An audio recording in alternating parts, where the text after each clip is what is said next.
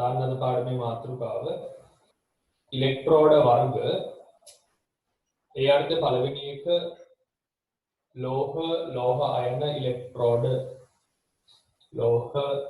ලෝහ අයන ඉලෙක්ට්‍රෝඩ. බලන්නකො මෙතනදී මම ඔයාලට පැහැදිලි කරන්නම් පොඩි සිද්ධාන්තයක්. ලෝහයක් හිතන්නකො මැග්නීසියම් කියලා විද්‍යුත් විච්ඡේදයක ගිල්ලනවා. මැග්නීසියම් ලෝහ කූර හිතන්නකො වතුරේ ගිල්ලුවා කියලා. එතන පොඩි ප්‍රතික්‍රියාවක් වෙනවනේ. මේක අපිට පේන්නේ නැහැ. මෙතන මැග්නීසියම් අයන ද්‍රාවණගත වෙනවා. ඒක ඉහළ වේගයකින් වෙන්නේ නැහැ පුතේ. යම් අයන ප්‍රමාණයක් ද්‍රාවණයට එනවා. එතනදී පිට වෙන ඉලෙක්ට්‍රෝන ලෝහය මත තැන්පත් වෙනවා. එතනදී පිට වෙන ඉලෙක්ට්‍රෝන ලෝහය මත තැන්පත් වෙනවා. ඒ හින්දා මේ ලෝහයට එනවා පුතේ ඍණ ආරෝපණයක් එනවා. මේ ලෝහයට එනවා ඍණ ආරෝපණයක්. මේ විදිහේ ලෝහයට ඍණ ආරෝපණයක් ලැබෙනවා. ඒ ඍණ ආරෝපණය වටා ඉලෙක්ට්‍රෝඩයේ වටේ මේ ද්‍රාවණයේ තියෙන ධන අයන ඒක රාශී වෙනවා මේ විදිහට. මෙන්න මේ ඇති වෙන ද්විත්ව ස්තරයට අපි කියනවා විද්‍යුත් ද්විත්ව ස්තරයක් කියලා කියනවා. ද්‍රාවණය ධන ආරෝපිතයි, ලෝහය ඍණ ආරෝපිතයි. ඒ විදිහට ආරෝපණ වෙන්නුනහම අපි ඔකට කියනවා විද්‍යුත් ද්විත්ව ස්තරයක් කියලා කියනවා. හරිද? ඉතින් මෙතනදී ලෝහ පරමාණු ලෝහ පෘෂ්ඨය හැර යනවා වගේම මේ ද්‍රාවණයේ තියෙන ධන අයන ද්‍රාවණයේ තියෙන මැග්නීසියම් අයන ලෝහයෙන් ඉලෙක්ට්‍රෝන අරගෙන නැවත ලෝහ පෘෂ්ඨයත් එක්ක සම්බන්ධ වෙනවා. ඉලෙක්ට්‍රෝන අරගෙන මේ ද්‍රාවණයේ තියෙන ලෝහ අයන ලෝහ පෘෂ්ඨයෙන් ඉලෙක්ට්‍රෝන අරගෙන ලෝහ පරමාණු ලෙස තැන්පත් වෙන්න තරම් ප්‍රබල ආකර්ෂණයක් උතන තිබෙන තැන් තියෙනවා. ඒතර මෙතනදී ක්‍රියාවලි දෙකක් වෙනවා. එකක් තමයි ලෝහ පරමාණු ලෝහ පෘෂ්ඨය හැර යනවා. අපි ඒකට කියනවා පුතේ ඔක්සිකරණය කියලා කියනවා. ඒතර මැග්නීසියම් සොලිඩ් Mg2+8 +2 ඉලෙක්ට්‍රෝන ලෝහ පෘෂ්ඨය හැර යනවා. ඒ වගේම මේකේ පසු ක්‍රියාවලියකුත් මෙතන සිද්ධ වෙනවා. මේ ලෝහයන ප්‍රබල ලෙස ආකර්ෂණය වුණොත් ඉලෙක්ට්‍රෝන අරගෙන නැවත ඒ කට්ටිය ලෝහ පරමාණු විදිහට ලෝහය මත තැන්පත් වෙනවා. අපි ඒකට කියනවා පුතේ ඔක්සිහරණය කියලා කියනවා. ඒතර මෙතනදී මේ සිදුවෙන ඔක්සිකරණ ක්‍රියාවලියයි ඔක්සිහරණ ක්‍රියාවලියයි සමාන වේග සහිතව සිදුවෙන අවස්ථාවකට ඔය පද්ධතිය එළඹෙනවා. එතකොට මේ ඇතිවන සමතුලිතයට අපි කියනවා ඉලෙක්ට්‍රෝඩ සමතුලිතයක් කියලා කියනවා. ඒකට කියන්නේ අපි ඉලෙක්ට්‍රෝඩ සමතුලිතයක් කියලා කියන්නේ. එතකොට මේ ඉලෙක්ට්‍රෝඩ සමතුලිතතාවය ඇති වුණාට පස්සේ මේ ලෝහය මත නියත ඍණාරෝපණයකුයි ද්‍රාවණය තුල නියත ධනාරෝපණයකුයි පවතිනවා. ඉලෙක්ට්‍රෝඩ සමතුලිතයක් ලියද්දී අපි IUPAC ක්‍රමයට ඉලෙක්ට්‍රෝඩ සමතුලිතයක් ලියද්දී සම්මුතියක් තියෙනවා. මේ ඉලෙක්ට්‍රෝන අපට කැමති පැත්තක ලියන්න බෑ. ඒක ලියන්න ඕනේ වම් පැත්තෙන් ලියන්න ඕනේ. ඒ කියන්නේ මේක මාරු කරන්න ඕනේ අනිත් පැත්තට. ඒ කියන්නේ ඉලෙක්ට්‍රෝන සමතුලිතයක් ලියන IUPAC ක්‍රමය තමයි ඔක්සිහරණ දිශාවට තමයි ඉලෙක්ට්‍රෝන සමතුලිත ප්‍රතික්‍රියාව අපි ලියන්නේ. මේ විදිහට. ඒක තමයි සම්මුතිය. ඔබ මේ විදිහට ලියුවොත් ඔබට සමහර විට ලකුණු නොලැබෙන්න පුළුවන්. ඉලෙක්ට්‍රෝන සමතුලිතයක් ලියද්දී ඉලෙක්ට්‍රෝන ලියන්න ඕනේ වම් අත පැත්තට. මේ පැත්තට ලියන්න එපා. ඒකට ලියුවොත් සමහර විට ලකුණු නොදී ඉන්න ඉඩ තියෙනවා. ඒ අවුරුද්දට හදන මාර්ක් ස්කීම් එකට අනුව. හරිද? මේ ඍණ ලෝහ දහඩුව සහ ධනාරෝපිත ද්‍රාවණය අතර තියෙනවා පුතේ විභව අන්තරයක්. ඒ කියන්නේ මේ විද්‍යුත් ද්විත්ව ස්තරය අතර තියෙනවා විභව අන්තරයක්. අපි ඒකට කියන්නේ ඉලෙක්ට්‍රෝඩ විභවය කියලා. ඉතින් ඔය ඉලෙක්ට්‍රෝඩ විභවය පුතේ අපට නිරපේක්ෂව මනින්න බෑ. දවල විභවාන්තරය මනින්නේ වෝල්ට් මීටරයකින්නේ. දවල හිතන්නකෝ වෝල්ට් මීටරයක් ලෝහයට සම්බන්ධ කරනවා එක අග්‍රයක්. ඒ වෝල්ට් මීටරයේ අනිත් අග්‍රය ඔතෙන්ද සම්බන්ධ කරන්නේ. ද්‍රාවණයට සම්බන්ධ කරන්න බැහැ. මොකද මේක මේ ද්‍රාවණයේ ගිල්ලුවොත් එතකොට වෝල්ට් මීටරයෙන් ලැබෙන්නේ මේ ලෝහය සහ ද්‍රාවණය අතර විභවාන්තරය නෙමෙයි. මෙන්න මේ ඉලෙක්ට්‍රෝඩ දෙක මෙන්න මේ ලෝහ දෙක අතර විභවාන්තරය තමයි වෙන්නේ. ඉතින් මේ ඉලෙක්ට්‍රෝඩයක ඉලෙක්ට්‍රෝඩ විභවය පුතේ අපිට නිරපේක්ෂව මනින්න බෑ. මොකද මේ ද්‍රාවණයට අග්‍රයක් නැති හින්දා. ඒ හින්දා ඉලෙක්ට්‍රෝඩයක ඉලෙක්ට්‍රෝඩ විභවය මනින්නේ නිරපේක්ෂව නෙමෙයි සාපේක්ෂව. එතනදී අපි වායු ඉලෙක්ට්‍රෝඩයක් යොදාගෙන තමයි මේ ඉලෙක්ට්‍රෝඩ විභවය මනින්නේ. ඒක අපි ඉලෙක්ට්‍රෝඩ වර්ග ටික ඉගෙනුවාට පස්සේ මම පැහැදිලි කරන්නම්. හරිද?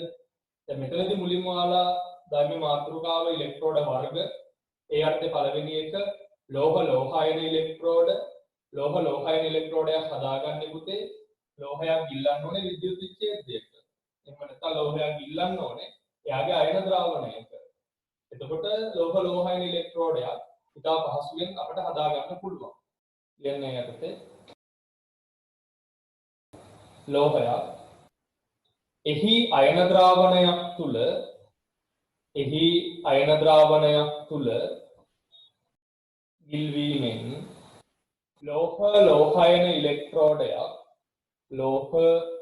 ලෝහායන ඉලෙක්ට්‍රෝඩයක් ඉතා පහසුවෙන් සාදාගත හැකිය. දැන් බලන්න පුතේ මෙන්න අපිට ද්‍රාවණයක් දීලා තියෙනවා. අපි ඒක ගිල්ලනවා මැග්නීසියම් කූරක් ගිල්ලනවා. එතකොට ලෝහ පරමාණු ඔක්සිකරණය වෙනවා. ඊට වෙන ඉලෙක්ට්‍රෝන ලෝහය මත තැන්පත් වෙනවා. ලෝහයට ලැබෙනවා පුතේ ඍණාරෝපණයක්. ඒ ඍණ ලෝහ කූර වටේට ද්‍රාවණයේ තියෙන ධනායන එකතු වෙලා හදනවා විද්‍යුත් ද්විත්ව ස්තරයක් හදනවා. හරිද? ඔය රූප සටහන අඳින්න කොතන?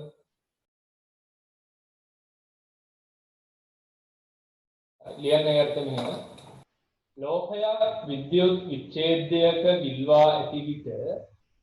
ලෝහයක් විද්‍යුත් විච්ඡේදයක ගිල්වා ඇති විට ලෝහ පරමාණු ලෝහ පෘෂ්ඨය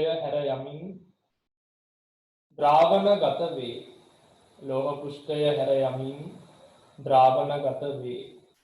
වරහන් ඇතුලේ ඔක්සිකරණය වේ. එහිදී පිටවන ඉලෙක්ට්‍රෝන ලෝහය මත තැන්පත් වන නිසා ලෝහයට ඍණාරෝපණයක් ලැබේ. ඒ වටා ද්‍රාවණයේ පවතින ධන අයන ස්තරයකින් වට වී විද්‍යුත් ද්විත්ව ස්තරයක් සාදයි. එහිදී ධන අයන ලෝහ පෘෂ්ඨයෙන් ඉලෙක්ට්‍රෝන ලබාගෙන නැවත ලෝහය හා සම්බන්ධ වීමට තරම් ප්‍රබල ආකර්ෂණයකට ලක්වේ නම් එම ලෝහ අයන ලෝහ පෘෂ්ඨය හා සම්බන්ධ වේ. වරහන් තුලේ ඔක්සීහරණය වේ. ලෝහ පරමාණු ලෝහ පෘෂ්ඨය හැර යාමත් ලෝහ අයන නැවත ලෝහය හා සම්බන්ධ වීමත් යන ක්‍රියාවලී ලෝහ පරමාණු ලෝහ පෘෂ්ඨය හැර යාමත් ලෝහ අයන නැවත ලෝහය හා සම්බන්ධ වීම ලෝහ අයන නැවත ලෝහය මත නැත්නම් මේ වලියන්ට ලෝහ අයන නැවත ලෝහය හා සම්බන්ධ වීම යන ක්‍රියාවලි දෙක සමාන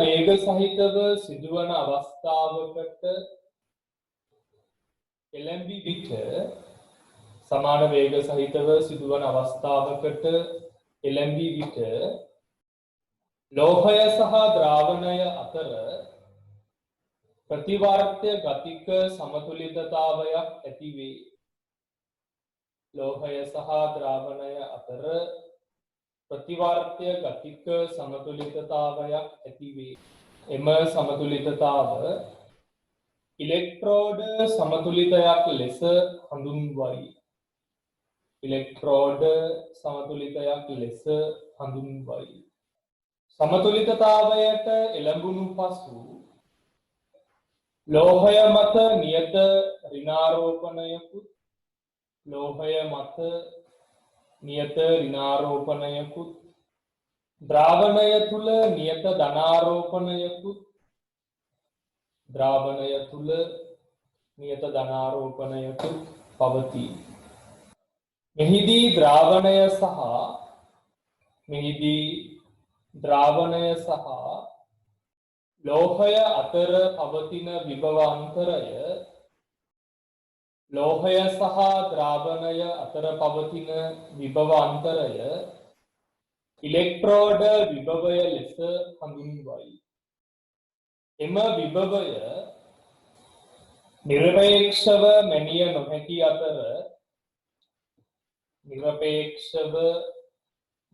නොහැකි අතර එය සාපේක්ෂව මනිනු ලැබේ. ඒ පිළිබඳව පසුව සාකච්ඡා කෙරේ.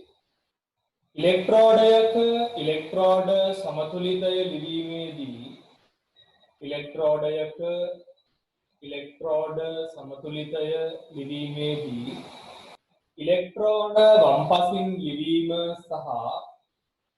ඉලෙක්ට්‍රෝන වම්පසින් ලිවීම සහ භෞතික අවස්ථාව සඳහන් කිරීම IUPAC සම්මුතිය වේ. අර උඩින් අදපු ඉලෙක්ට්‍රෝඩය අසල ලියන්න ඉලෙක්ට්‍රෝඩ සමතුලිත ප්‍රතික්‍රියාව ලියන්න magnesium 2+ aqueous plus 2 electron equilibrium magnesium solid. ඊට ලියන්න ඡේදයකින් ලෝහායන ඉලෙක්ට්‍රෝඩ සඳහා උදාහරණ කිහිපයක් පහත දැක්වේ. දැන් මෙතනදී පුතාලාට මම කියවනේ මේ විද්‍යුත් විස්තරය අතර තියෙන්නේ ඒ විභවාන්තරයට අපි කියන්නේ ඉලෙක්ට්‍රෝඩ විභවය කියලා. ඒ ඉලෙක්ට්‍රෝඩ විභවය වෝල්ට්මීටරයකින් මනින්න බෑ පුතේ. හේතුව වෝල්ට්මීටරයේ එක අග්‍රයක් අපි ලෝහයට සම්බන්ධ කරාට අනිත් අග්‍රය සම්බන්ධ කරන්න පුළුවන් තැනක් නැහැ. ඒක සම්බන්ධ කරනවා නම් සම්බන්ධ කරන්න වෙන්නේ ද්‍රාවණයට. මේ විදිහට. ඒතර මේකත් ඉලෙක්ට්‍රෝඩයක් නේ පුතේ. ලෝහයන ඉලෙක්ට්‍රෝඩයක් නේ මේක. ඒතර වෝල්ට්මීටරයෙන් ලැබෙන පාඨාංකය ලෝහය සහ ද්‍රාවණය අතර විභවාන්තරය නෙමෙයි මේකෙන් අපට ලැබෙන්නේ. මේ ලෝහයන ඉලෙක්ට්‍රෝඩ දෙක අතර විභවාන්තරය තමයි මේකෙන් ලැබෙන්නේ. ඒකෙන් පැහැදිලි වෙන්නේ අපිට මේ ඉලෙක්ට්‍රෝඩයක ඉලෙක්ට්‍රෝඩ විභවය නිරපේක්ෂව මනින්න බෑ. ඒක මනින්නේ යම් ඉලෙක්ට්‍රෝඩයකට සාපේක්ෂව ඒක වායු ඉලෙක්ට්‍රෝඩයක්. ඒ වායු ඉලෙක්ට්‍රෝඩයට සාපේක්ෂව තමයි ඉලෙක්ට්‍රෝඩවල ඉලෙක්ට්‍රෝඩ විභවය මනින්නේ. අපි ඒක පසුව බලමු. ඔතන ලියන්න උදාහරණ කොපර් ඉලෙක්ට්‍රෝඩය. දැන් අපි මුලින් ඉඳලාම පුතේ මේ IUPAC සම්මුතිය තේරුම් ගමු. පොඩ්ඩක් අහගන්න ලියන්න කලින් උදාහරණය කොපර් ඉලෙක්ට්‍රෝඩය. සාමාන්‍ය පුතේ ඉලෙක්ට්‍රෝඩයක් ලියද්දී අපි කියවනේ ඉලෙක්ට්‍රෝන ලියන්න ඕනේ වම් පැත්තෙන් කියලා. වම් පැත්තෙන් ලියන්න ඕනේ. එතකොට ඔයාලට කරන්න තියෙන්නේ මෙන්න මේ ටික අයින් කරන්න. ඉලෙක්ට්‍රෝනයි සමතුලිතයයි අයින් කරලා මැදින් ගහන සිරස් ඉරක්. එතකොට ඉලෙක්ට්‍රෝඩය අපිට මේ විදිහට ලියන්න පුළුවන්. එතන කොපර් ඉලෙක්ට්‍රෝඩය නම් පුතේ copper 2+ copper solid. ඒ කලාප වෙන්වෙන් දැන් මේක ඇවිල්ලා cupric copper 2+ aqueous නේ. IUPAC සම්මුතිය තමයි සාන්ද්‍රණය 1 මෝල් dm ඍණ 3 වෙන්න ඕනේ. ඒ කියන්නේ කොපර් ලෝහය ගිල්ලන්න ඕනේ. එයාගේ අයන ද්‍රාවණයක සාන්ද්‍රණය එකක් වෙන්න ඕනේ. මේ IUPAC සම්මුතිය ඔබ ආරම්භයේ සිටම ලියන්න පුරුදු වෙන්න. එතකොට අපට ඔක ලේසි විභාගයටත් ලේසි. ඔයාලා අනිවාර්යයෙන්ම මේ ටික නිකම්ම ඔයාලගේ ඇඟේ තියෙනවා. ඒක අමුතුවෙන් හිතලා ලියන්න අවශ්‍ය නැහැ. හරිද? ඒතර ඔක්සිහරණය වෙන පැත්තට තමයි මේ ප්‍රභේද නම් කරන්න ඕනේ. මෙතන ඔක්සිකරණාංකයේ වැඩි එක ඉස්සර වෙලා ලියන්න. ඔක්සිකරණාංකයේ අඩු එක පිටිපස්සෙන් ලියන්න. කලාප නම් මේ දෙක කලාප දෙකක් නම් solid aqueous කියන්නේ කලාප දෙකක් නේ.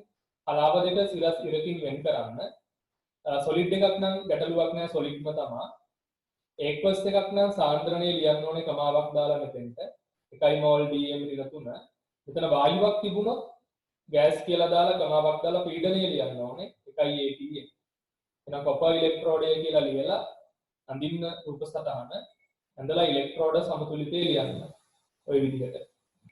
එතන කොපර් රොඩ් එක ගිල්ලන්න ඕනේ කොපර් අයන ද්‍රාවණයක. කොපර් සල්ෆේට් තමයි මෙතන අරන් තියෙන්නේ. ඒකේ සාන්ද්‍රණය 1 මෝල් dm ඍණ 3 වෙන්න ඕනේ IUPAC සම්මුතියට. ඒක අනිවාර්ය නැහැ. IUPAC සම්මුතිය තමයි මේ ලකුණු කරේ මෙතන හරි.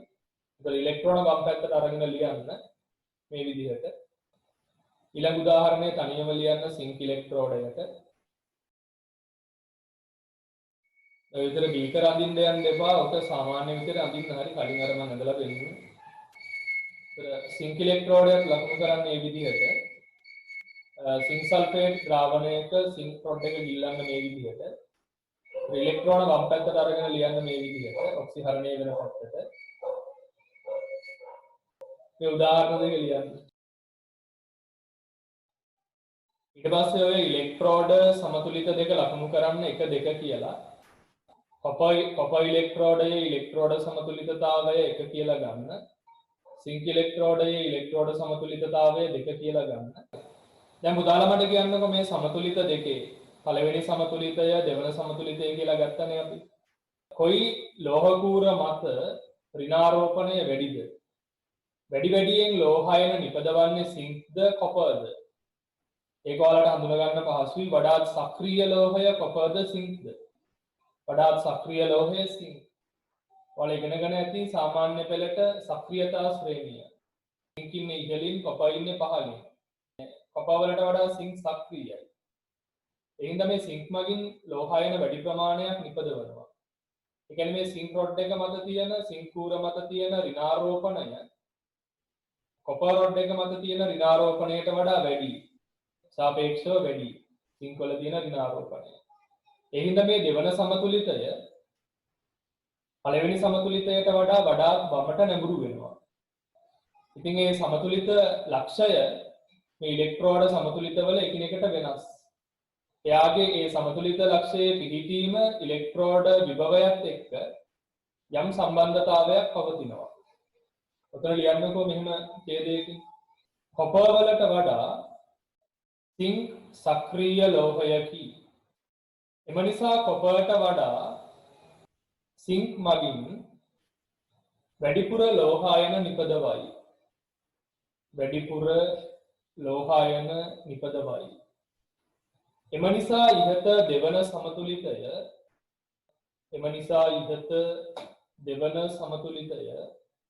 පළමු සමතුලිතයට වඩා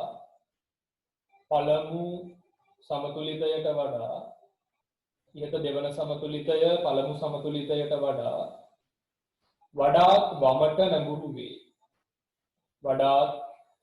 නැඹුරු වේ. එම නිසා සිංක් කූර මත පවතින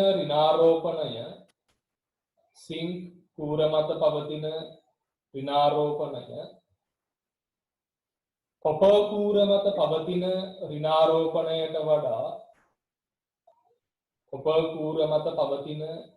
ඍණාරෝපණයට වඩා විශාල වේ. වෙනම ඡේදයකින් ලියන්න. ඉහත උදාහරණයේදී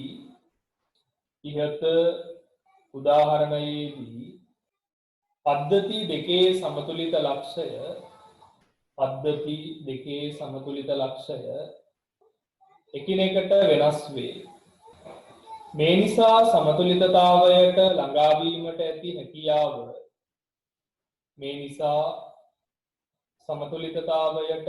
වීමට ඇති හැකියාව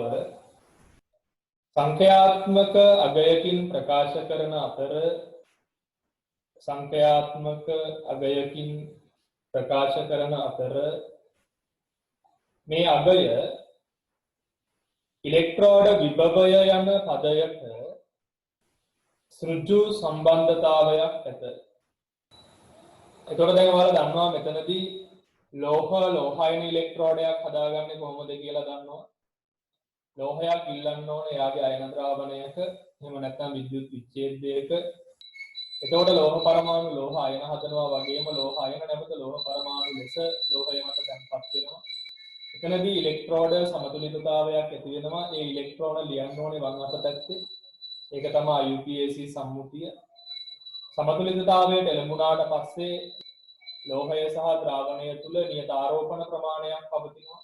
විද්‍යුත් විස්තරය අතර පවතින විභවයට අපි කියනවා ඉලෙක්ට්‍රෝඩ විභවය කියලා. ඒ විභවාන්තරය අපට නිරපේක්ෂව මනින්න බෑ. ඒක යම් ඉලෙක්ට්‍රෝඩයකට සාපේක්ෂව තමයි අපි මනින්නේ. ඒක පස්සේ කතා කරමු කියලා මම කිව්වා.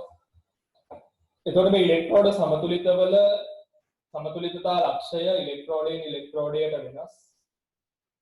ඒක තීරණය වෙන්නේ ඒ ලෝහවල නැත්නම් ඉලෙක්ට්‍රෝඩයේ නැත්නම් මූලද්‍රව්‍ය රසායනික සක්‍රියතාවය මත තමයි ඒක තීරණය වෙන්නේ. ඒ පිළිබඳව අපි ඉස්සරහට කතා කරනවා විද්‍යුත් රසායනික ශ්‍රේණිය එකතු කරගෙන ඒ සම්බන්ධව වැඩිදුරටත් අධ්‍යයනය කරනවා. ඊළඟට අපි කතා කරනවා පුතේ අංක 2 දාලා ලියන්න උතන. ලෝහ අද්‍රව්‍ය ලවණ ඉලෙක්ට්‍රෝඩ. දැන් මෙතනදී අපි කතා කරනවා පුතේ අංක 1 සිල්වර් ක්ලෝරයිඩ් ඉලෙක්ට්‍රෝඩය සහ අංක 2 විදියට කැලමල් ඉලෙක්ට්‍රෝඩය ගැන අපි කතා කරනවා.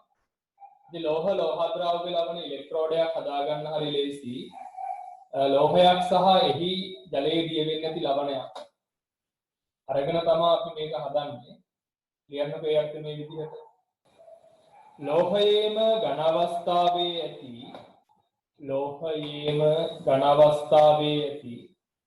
ලවණයක් සමග ස්පර්ශව පවතින විට එය ලෝහ අද්‍රව්‍ය ලවණ ඉලෙක්ට්‍රෝඩයක් ලෙස වර්ග කෙරේ. ලෝහයක් එයාගේම ලවණයක් එක්ක තියෙන්න ඕනේ. එතකොට අපි කියන්නේ ලෝහ අද්‍රව්‍ය ලවණ ඉලෙක්ට්‍රෝඩයක් කියලා කියන්නේ. ඒකේ පළවෙනි එක තමයි පුතේ සිල්වර් ක්ලෝරයිඩ් ඉලෙක්ට්‍රෝඩය. සිල්වර් ක්ලෝරයිඩ් ඉලෙක්ට්‍රෝඩය. ඒක හදාගෙන තියෙන්නේ සංතෘප්ත KCl ද්‍රාවණයක ගිල්ලන්න ඕනේ සිල්වර් කම්බියක් මත තවරන ලද සිල්වර් ක්ලෝරයිඩ්. අයන සංචලනයට මෙතන වෙනම දාලා තියෙනවා සෙරමික් ක්වාර්ට්ස් හෝ වීදුරු තන්තු සංධියක්. ඉලෙක්ට්‍රෝඩ සමතුලිතය ලියද්දී ඉලෙක්ට්‍රෝන වම් පැත්තට එන්න ලියන්න. සිල්වර් ක්ලෝරයිඩ් වල ඔක්සිකරණ අංකය ධන 1යි සිල්වර් වල මෙතන බිඳුවයි. ඒතරේ ඔක්සි හරණය වෙනවා සිල්වර් ලෝහය බවට. ඒතර ඉලෙක්ට්‍රෝන දාන්න මේ පැත්තට ක්ලෝරයිඩ් අයන දාපුවම තුලිතයි. අනිවාර්යයෙන්ම ෆිසිකල් ස්ටේට් දාන්න ඕනේ. ඊට දෙවෙනි ඉලෙක්ට්‍රෝඩ වර්ගය තමයි පුතේ කැලමල් ඉලෙක්ට්‍රෝඩය. ඒකෙදී කැලමල් පල්පයට පුතේ නෑනේ අග්‍රයක් නෑනේ. මර්කරි ලික්විඩ් මර්කියුරස් ක්ලෝරයිඩ් සොලිඩ් අග්‍රයක් නැති හින්දා මෙතන නිෂ්ක්‍රීය ලෝහයක් පාවිච්චි කරනවා ප්ලැටිනම්. කරන්නේ ප්ලැටිනම් කම්බියක් ගිල්ලන්න ඕනේ කැලමල් පල්පය තුල. ඒ තියෙන කැලමල් පල්පය. ඒක ගිල්ලන්න ඕනේ සංතෘප්ත KCl ද්‍රාවණයක. එහෙනම් මෙතන තියෙන්න ඕනේ මේ අයන සංචලනයේට වීදුරු තන්තු සංධියක් තියෙන්න ඕනේ. නැත්නම් ඒක සෙරමික් ක්වාර්ට්ස් හෝ වීදුරු තන්තු සංධියක් විදිහට නම් කරන්න පුළුවන්. ඊට පස්සේ එතනත් ආය අයන සංචලනයේට තව තියෙන්න ඕනේ මෙතන සෙරමික් ක්වාර්ට්ස් හෝ වීදුරු තන්තු සංධියක්. ඒකෙදි ඔක්සිහරණ ප්‍රතික්‍රියාවම ලියන්න ඉලෙක්ට්‍රෝන වම් පැත්තට එන්න. රසදියවල ඔක්සිකරණ අංකය මර්කියුරස් ක්ලෝරයිඩ් වලදී රසදියවල ධන 1යි මර්කරි බිඳුවයි. එහෙනම් මර්කියුරස් ක්ලෝරයිඩ් ඔක්සිහරණය වෙන දිශාවට ගන්න. එතන මෙතන මර්කරි දෙකක් තියෙන හින්දා ඉලෙක්ට්‍රෝන දෙකක් දාන්න. මෙතන මර්කරි ලික්විඩ් Cl- H+ දෙකක් දාපුවම තුලිතයි. ඒත් මේවට අපි කියන්නේ පුතේ ලෝහ අද්‍රව්‍ය ලවණ ඉලෙක්ට්‍රෝඩ කියලා අපි කියන්නේ. දැන් පුතේ මෙතන මේ කැලමල් ඉලෙක්ට්‍රෝඩය තව රූප සටහනකින් අපට නිරූපණය කරන්න පුළුවන් මේ විදිහට. මේකත් කැලමල් ඉලෙක්ට්‍රෝඩයක්ම තමයි. කැලමල් පල්පය මෙතන යටින් තියෙනවා රසදිය. අතනදී මේ ටික මිශ්‍ර වෙලා තිබ්බේ. මෙතන වෙන වෙනම තියෙනවා.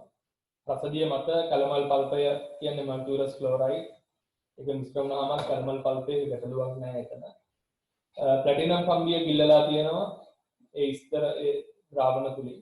එක පුරවලා තියෙනවා සාන්තෘප්ත KCl වලින් පුරවලා තියෙනවා. දෙවන අර්ධකෝෂය සමග සම්බන්ධ වෙන වෙන්කරණය තමයි මෙතන තියෙන්නේ. මෙතන තමයි වීදුරු තන්තු සංදිය තියෙන්නේ. ඉතින් මේ රූප සටහනක් ඔයාලට ඕනේ නම් එතන ඇඳ ගන්න. අපි කතා කරේ ලෝහ අද්‍රාව්‍ය ලවණ ඉලෙක්ට්‍රෝඩ. දැන් පුතේ ඔය ඉලෙක්ට්‍රෝඩ හදාගද්දී ඉලෙක්ට්‍රෝඩ වල අර්ථ දැක්වීම වලට අනුව අපි දැන් පැහැදිලි වෙනවා. මේ ඔක්සිකෘත ප්‍රභේදයයි ඔක්සි හරිත ප්‍රභේදයයි කියන දෙකම තියෙන්න ඕනේ.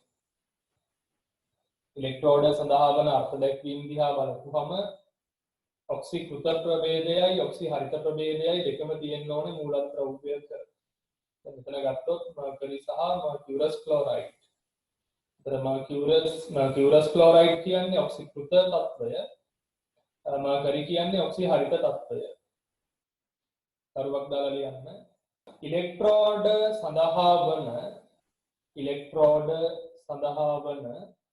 ඉලෙක්ට්‍රෝඩ සඳහා වන අර්ථ දැක්වීමට අනුව එකම මූලද්‍රව්‍යයේ ඔක්සිකෘත සහ ඔක්සි හරිත ප්‍රභේද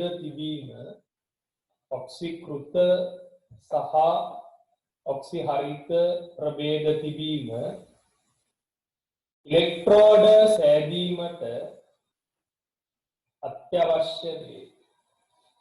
ඉලෙක්ට්‍රෝඩ සෑදීමට අත්‍යවශ්‍ය වේ. පැහැදිලිද? එහෙනම් අපි කතා කරා පුතේ දැන් ඉලෙක්ට්‍රෝඩ වර්ග දෙකක්. ලෝහ ලෝහයන ඉලෙක්ට්‍රෝඩ හදාගන්නේ ලෝහයක් එයාගේ අයන ද්‍රාවණයක බිඳලා. ඒක ඔක්සිකෘත අවස්ථාවයි ඔක්සි හරිත අවස්ථාවයි දෙකම තියෙනවා. ඉලෙක්ට්‍රෝන ලියන්න ඕනේ වම් පැත්තෙන්. ප්‍රතිවර්ත ලකුණ දාන්න ඕනේ, භෞතික තත්ත්ව දාන්න ඕනේ. ඊළඟට ලෝහ ද්‍රව්‍ය ලවණ ඉලෙක්ට්‍රෝඩ ගැන කතා කරද්දී මූලද්‍රව්‍යයක් එයාගේ ලවණයක් එක්ක ස්පර්ශව තියෙන්න ඕනේ. ඒතර මූලද්‍රව්‍යය සහ ලවණය තමයි ඔක්සිකෘත තත්ත්වයයි ඔක්සි හරිත තත්ත්වයයි කියලා අපි ගන්නෙ. ඒ අර්ථයෙන් කතා කරා අපි කලමල් ඉලෙක්ට්‍රෝඩය සහ සිල්වර් ක්ලෝරයිඩ් ඉලෙක්ට්‍රෝඩය. පුතේ මෙන්න මේ ඉලෙක්ට්‍රෝඩ වල තියෙනවා විශේෂත්වයක්. ඒ විශේෂත්වය තමයි පරීක්ෂණවලදී මේ ඔය ලෝහ ද්‍රව්‍ය ලවණ ඉලෙක්ට්‍රෝඩ වල ඉලෙක්ට්‍රෝඩ විභවය සාමාන්‍යයෙන් වෙනස් වෙන්නේ නැහැ. අනිත් ඒවා වගේ වෙනස් වුණාට මේකේ වෙනස් වෙන්නේ නැහැ ඉලෙක්ට්‍රෝඩ විභවය. ඒක නියතව පවතිනවා. ඒ හින්දා අපි මේ ඉලෙක්ට්‍රෝඩ නම් කරනවා පුතේ සැසඳුම් ඉලෙක්ට්‍රෝඩ විදිහට තමයි මේ ඉලෙක්ට්‍රෝඩ වර්ග දෙක නම් කරන්නේ. ඒකට හේතුව පරීක්ෂණය කරන කාලය අතරතුර මේ ඉලෙක්ට්‍රෝඩ වල ඉලෙක්ට්‍රෝඩ විභවය වෙනස් වෙන්නේ නැහැ. ඒක නියතව පවතිනවා. හැබැයි අනිත් ඒවා වගේම නෑ ඒක වෙනස් වෙනවා. හරිද? ඉතින් මේවට අපි කියනවා සැසඳුම් ඉලෙක්ට්‍රෝඩ කියලා කියනවා. ලියන්නකෝ ඒ අර්ථය මේ විදිහට.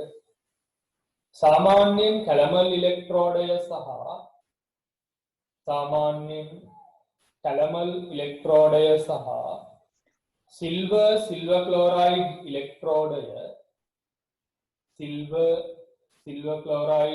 ඉලෙක්ට්‍රෝඩය සැසඳුම් ඉලෙක්ට්‍රෝඩ ලෙස හැඳින්වේ.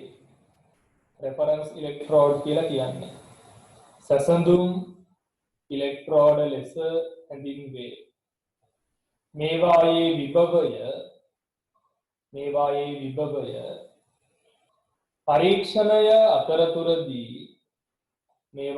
විභවය පරීක්ෂණය අතරතුරදී බොහෝ දුරට නියතයක්ව පවතී. ඊළඟ දාන්න අංක 3 වායු ඉලෙක්ට්‍රෝඩ.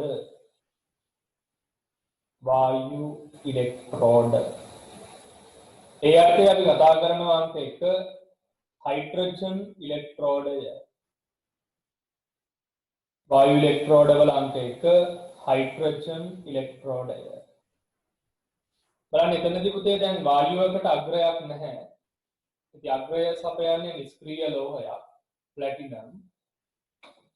එතකොට මේකේ ප්‍රභේද වෙන්නේ ඔක්සිකෘත ඔක්සි හරිත ප්‍රභේද වෙන්නේ X ධනායන Aqueous එහෙනම් සාන්ද්‍රණය 1 මෝල් Bm ඍණ 3 ඩයිහයිඩ්‍රජන් H2 ගෑස් එහෙනම් පීඩනය 1 atm. එතකොට මේ වෙන්නේ පුතේ මෙතන මේ ලෝහ දහඩුවට මේ වායුව අධිශෝෂණය වෙනවා. එතකොට අර ඉලෙක්ට්‍රෝඩ සමතුලිතය ඇති වෙන්නේ මේ ඔක්සිකරණයේදී පිට වෙන ඉලෙක්ට්‍රෝන තැම්පත් වෙන්නේ මේ ප්ලැටිනම් තහඩුව මත තමයි තැම්පත් වෙන්නේ.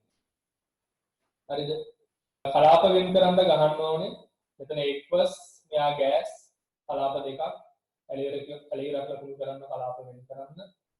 මෙතන ගෑස් මෙතන සොලිඩ් මෙතන ඇලියරක් දාන්න ඕනේ. එහෙනම් මෙතනදී අපිට ඉලෙක්ට්‍රෝඩේ අඳින්න පුළුවන් මේ විදිහට HCl ද්‍රාවණයක් තමයි අරගෙන තියෙන්නේ පුතේ. මේ ප්‍රබල අම්ලයක් වෙන්න ඕනේ. ඇසිඩික් වගේ ගන්න බෑ මෙතෙන්ට. උතර ඇසිඩික් සාන්ද්‍රණය 0.1 වුණාට එක්ස්තනායන සාන්ද්‍රණය 0.1 වෙන්නේ නැහැ. ඇසිඩික් ප්‍රබල අම්ලයක් විඝටනය අසම්පූර්ණයි. HCl කියන්නේ ප්‍රබල අම්ලයක් විඝටනය සම්පූර්ණයි.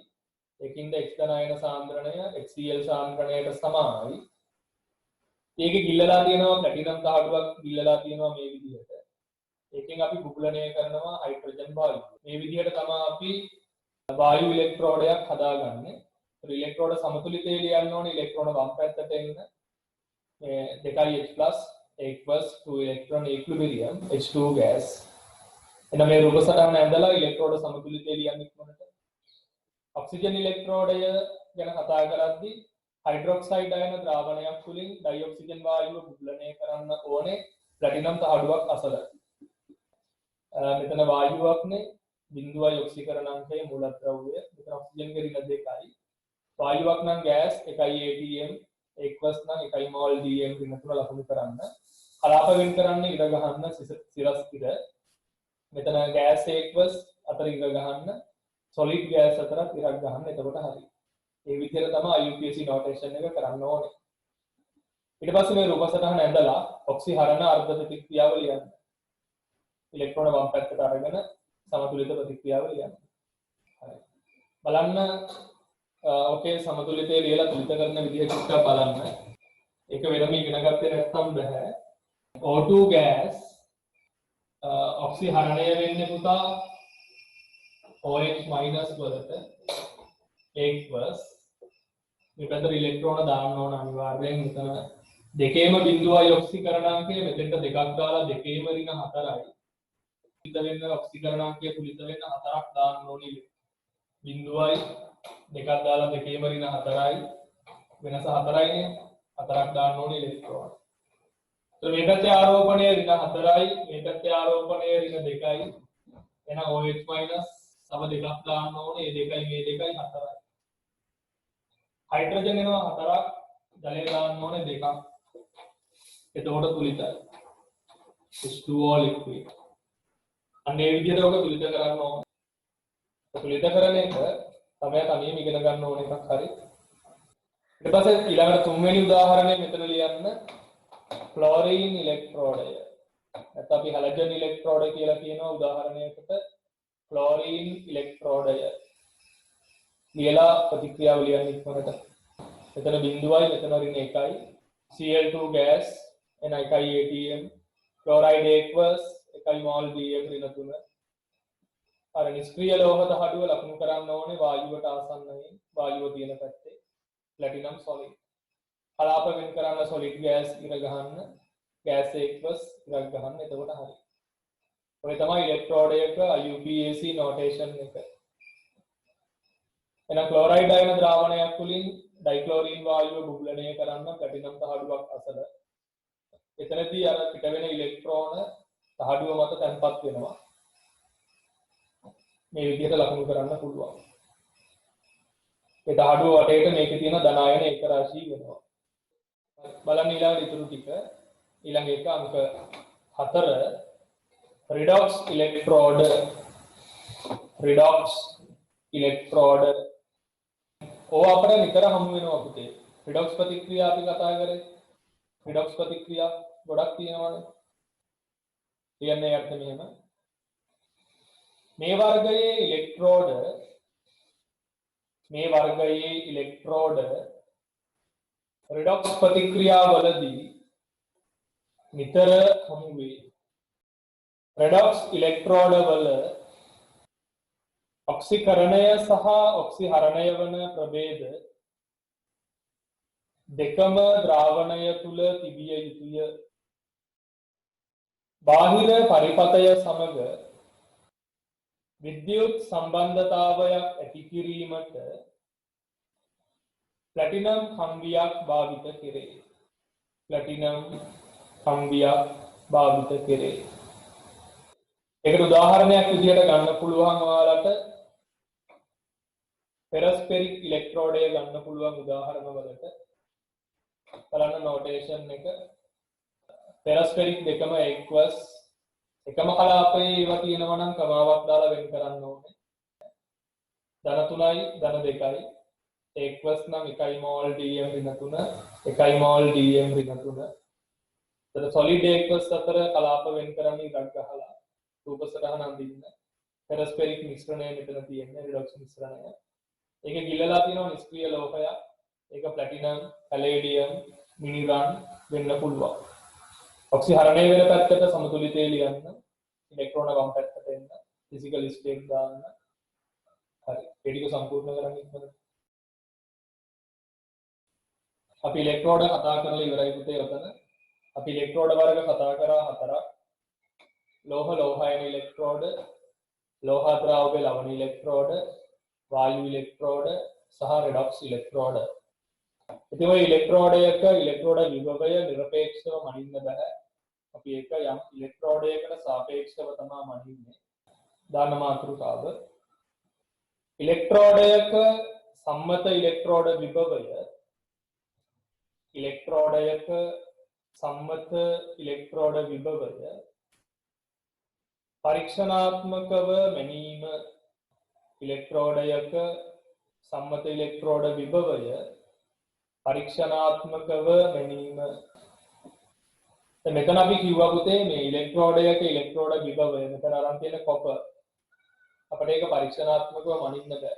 මනින්න වෙන්නේ යම් ඉලෙක්ට්‍රෝඩයකට සාපේක්ෂව. එතනදී යොදා ගන්න ඉලෙක්ට්‍රෝඩය තමයි පුතේ හයිඩ්‍රජන් ඉලෙක්ට්‍රෝඩය. මම කියවනේ වායු ඉලෙක්ට්‍රෝඩයකට සාපේක්ෂව මනින්නේ කියලා. එතන මේ ඉලෙක්ට්‍රෝඩ දෙක අරගෙන ඒ ඉලෙක්ට්‍රෝඩ දෙකේ ද්‍රාවණ ලවණ සේතුවකින් සම්බන්ධ කරනවා මේ විදිහට. ලවණ සේතුව කියන්නේ මොකක්ද කියන එක මම පස්සේ පැහැදිලි කරනවා. ලවණ සේතුවක් දාන්නේ පුතේ මේ ද්‍රව සංදි විභවය බිඳුව කරන්න තමයි ලවණ සේතුවක් දාන්නේ. මේ ද්‍රාවණ දෙකේ යම් විභවාන්තරයක් තියෙනවා නම් ඒ ද්‍රාවණ දෙකේ විභවය එකම වේගයකට ගේන්න ඕනේ. ද්‍රව සංදි විභවයක් කියලා අපි ඒකට කියන්නේ. ද්‍රව සංදි විභවය බිඳුව කරන්න තමයි ලවණ සේතුව දාන්නේ. ඊට පස්සේ මේකට අපි වෝල්ට්මීටරය සම්බන්ධ කරාම ඒකෙන් ලැබෙන පාඨාංකය තමයි ඉලෙක්ට්‍රෝඩයේ ඉලෙක්ට්‍රෝඩ විභවය විදිහට අපි ගණනය කරන්නේ. එතනදී අපි උපකල්පනය කරනවා හයිඩ්‍රජන් ඉලෙක්ට්‍රෝඩයේ ඉලෙක්ට්‍රෝඩ විභවය බිඳුවයි කියලා. බිඳුව වෙන්නේ නැහැ. ඉතින් බිඳුවයි කියලා ගන්නවා. ඒක හොයන්න වෙන්නේ කාට හරි සාපේක්ෂවනේ. ඒක කරන්නත් බෑනේ එතකොට. මේ ඔක්කොම සාපේක්ෂයි. කිසිවක් නිරපේක්ෂ නැහැ. ඉතින් ඔක්කොම සාපේක්ෂ හින්දා මේක සාපේක්ෂ වීම ලොකු ගැටලුවක් නෙවෙයි. මාතෘකාව දාන්න ඉලෙක්ට්‍රෝඩයක සම්මත ඉලෙක්ට්‍රෝඩ විභවය පරීක්ෂණාත්මකව මැනීම කියන්නේ අර්ථයෙන්. ඉලෙක්ට්‍රෝඩයක ඉලෙක්ට්‍රෝඩ විභවය නිරපේක්ෂව මැනිය නොහැක. නිරපේක්ෂව මැනිය නොහැක. එය යම් ඉලෙක්ට්‍රෝඩයක ඉලෙක්ට්‍රෝඩ විභවයට සාපේක්ෂව එය යම් ඉලෙක්ට්‍රෝඩයක ඉලෙක්ට්‍රෝඩ විභවයට සාපේක්ෂව මනිනු ලැබේ. ඒ සඳහා ප්‍රමිතිගත ඉලෙක්ට්‍රෝඩයක් අවශ්‍ය වේ. මෙහිදී භාවිතා කරන ප්‍රමිතිගත ඉලෙක්ට්‍රෝඩය සම්මත හයිඩ්‍රජන් ඉලෙක්ට්‍රෝඩය වේ. සම්මත හයිඩ්‍රජන් ඉලෙක්ට්‍රෝඩය වේ.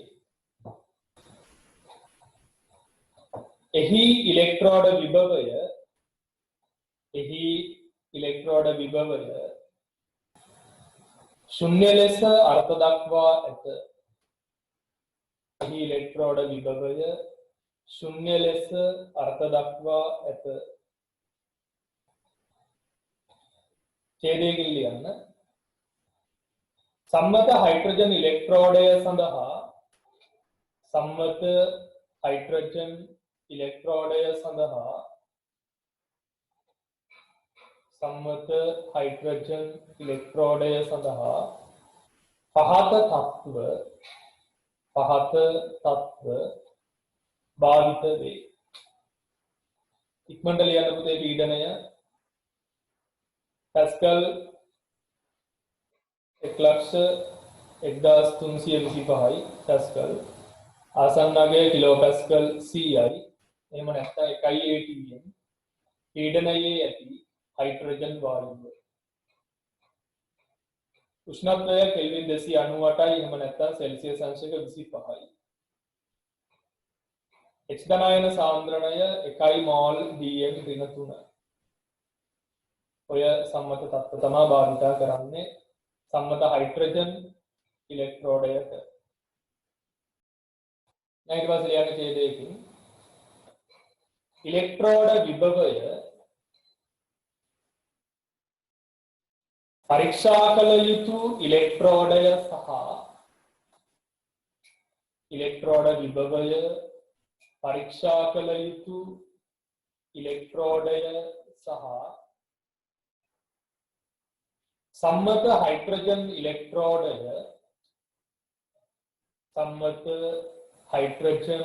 ඉලෙක්ට්‍රෝඩය ලවණ සේතුවක් මගින් සම්බන්ධ කර ඉලෙක්ට්‍රෝඩ අතර විභවාන්තරය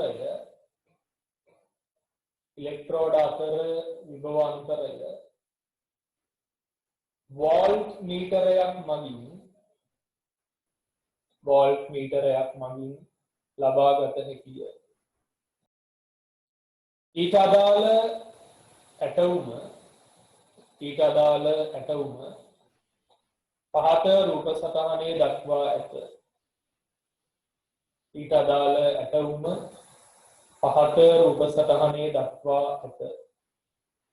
උදාහරණ අදින්නතන රූප සටහන අදින්න කලින් බලන්න මම මේක චූට්ටක් පැහැදිලි කරනවා. සහ මේක තව අපි ඉස්සරහට පැහැදිලි කරනවා. මේක කෝෂයක්නේ. කෝෂ ගැන උගන්වද්දිත් මේක නාය පැහැදිලි කිරීමක් කරනවා. දැන් ඉලෙක්ට්‍රෝඩ දෙක තමයි පුතේ හයිඩ්‍රජන් ඉලෙක්ට්‍රෝඩය අනික තමයි කොපර් ඉලෙක්ට්‍රෝඩය. අපි ලවණ සේතුවක් දානවා ද්‍රව සංදි විභවය බිඳුවක් කරන්න. එහෙම නැත්නම් මේ ද්‍රාවණ දෙක එකම විභවයකට ගේන්න තමයි ලවණ සේතුව දාන්නේ. ඔය ලවණ සේතුව හදන්නේ කොහොමද කියන එක මම පස්සේ කියනවා. ලවණ සේතුව හදන්නේ පුතේ ලවණයක් මේකේ තියෙන්නේ පොටෑසියම් නයිට්‍රේට් වගේ ලවණ.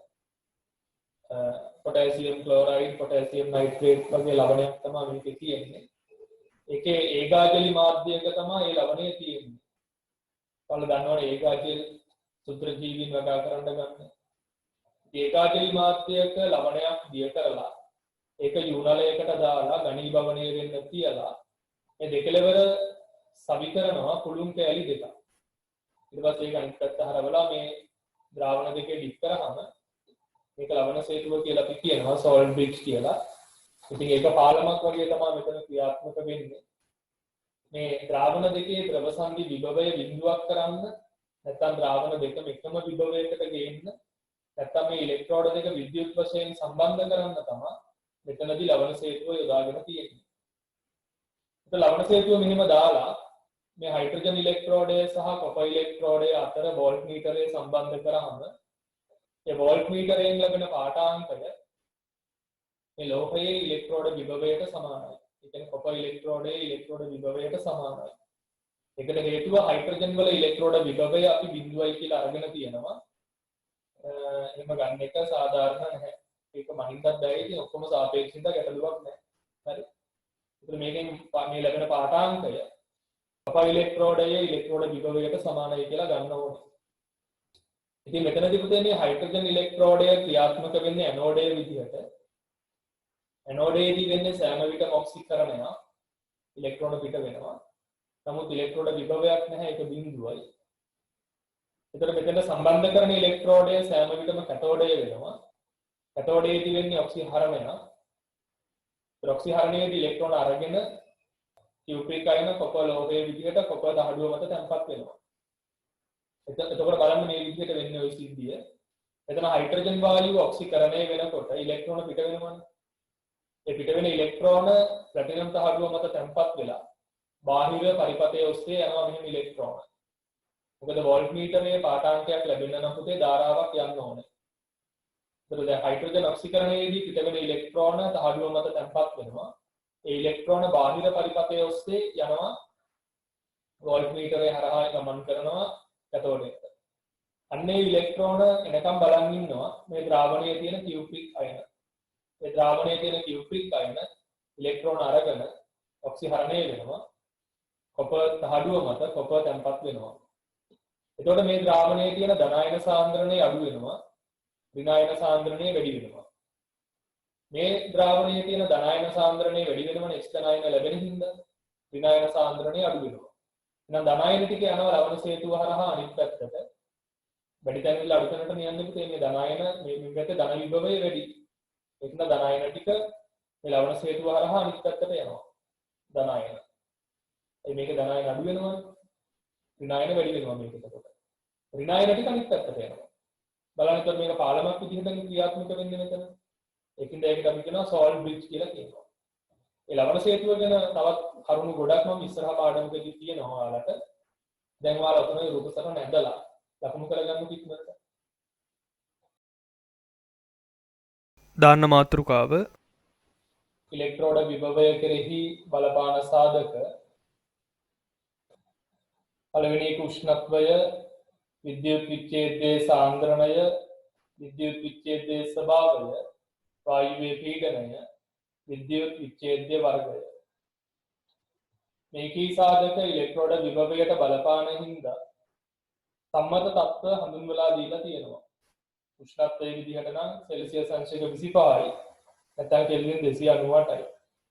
සාන්ද්‍රණයේ විදිහට 1 මෝල් dm ඍණ 3. විද්‍යුත් විච්ඡේදයේ ස්වභාවයේ විදිහට අපි ගන්න ප්‍රබල විද්‍යුත් විච්ඡේදයක් තමයි ගන්නෙ. දුබල ඒවා ගන්නෙ නැහැ. වායුවක පීඩනය නම් 1 atm වෙන්න ඕනේ. විද්‍යුත් විච්ඡේදයේ වර්ගය නම් ලෝහයක් නම් ලෝහය ගිල්ලන්න ඕනේ යාගේ අයන ද්‍රාවණයක වෙන අයන ද්‍රාවණයක ගිල්ලපුවම ඉලෙක්ට්‍රෝඩ විභවය වෙනස් වෙනවා. ඉතින් මෙහෙම ලියන්න උතන යටින්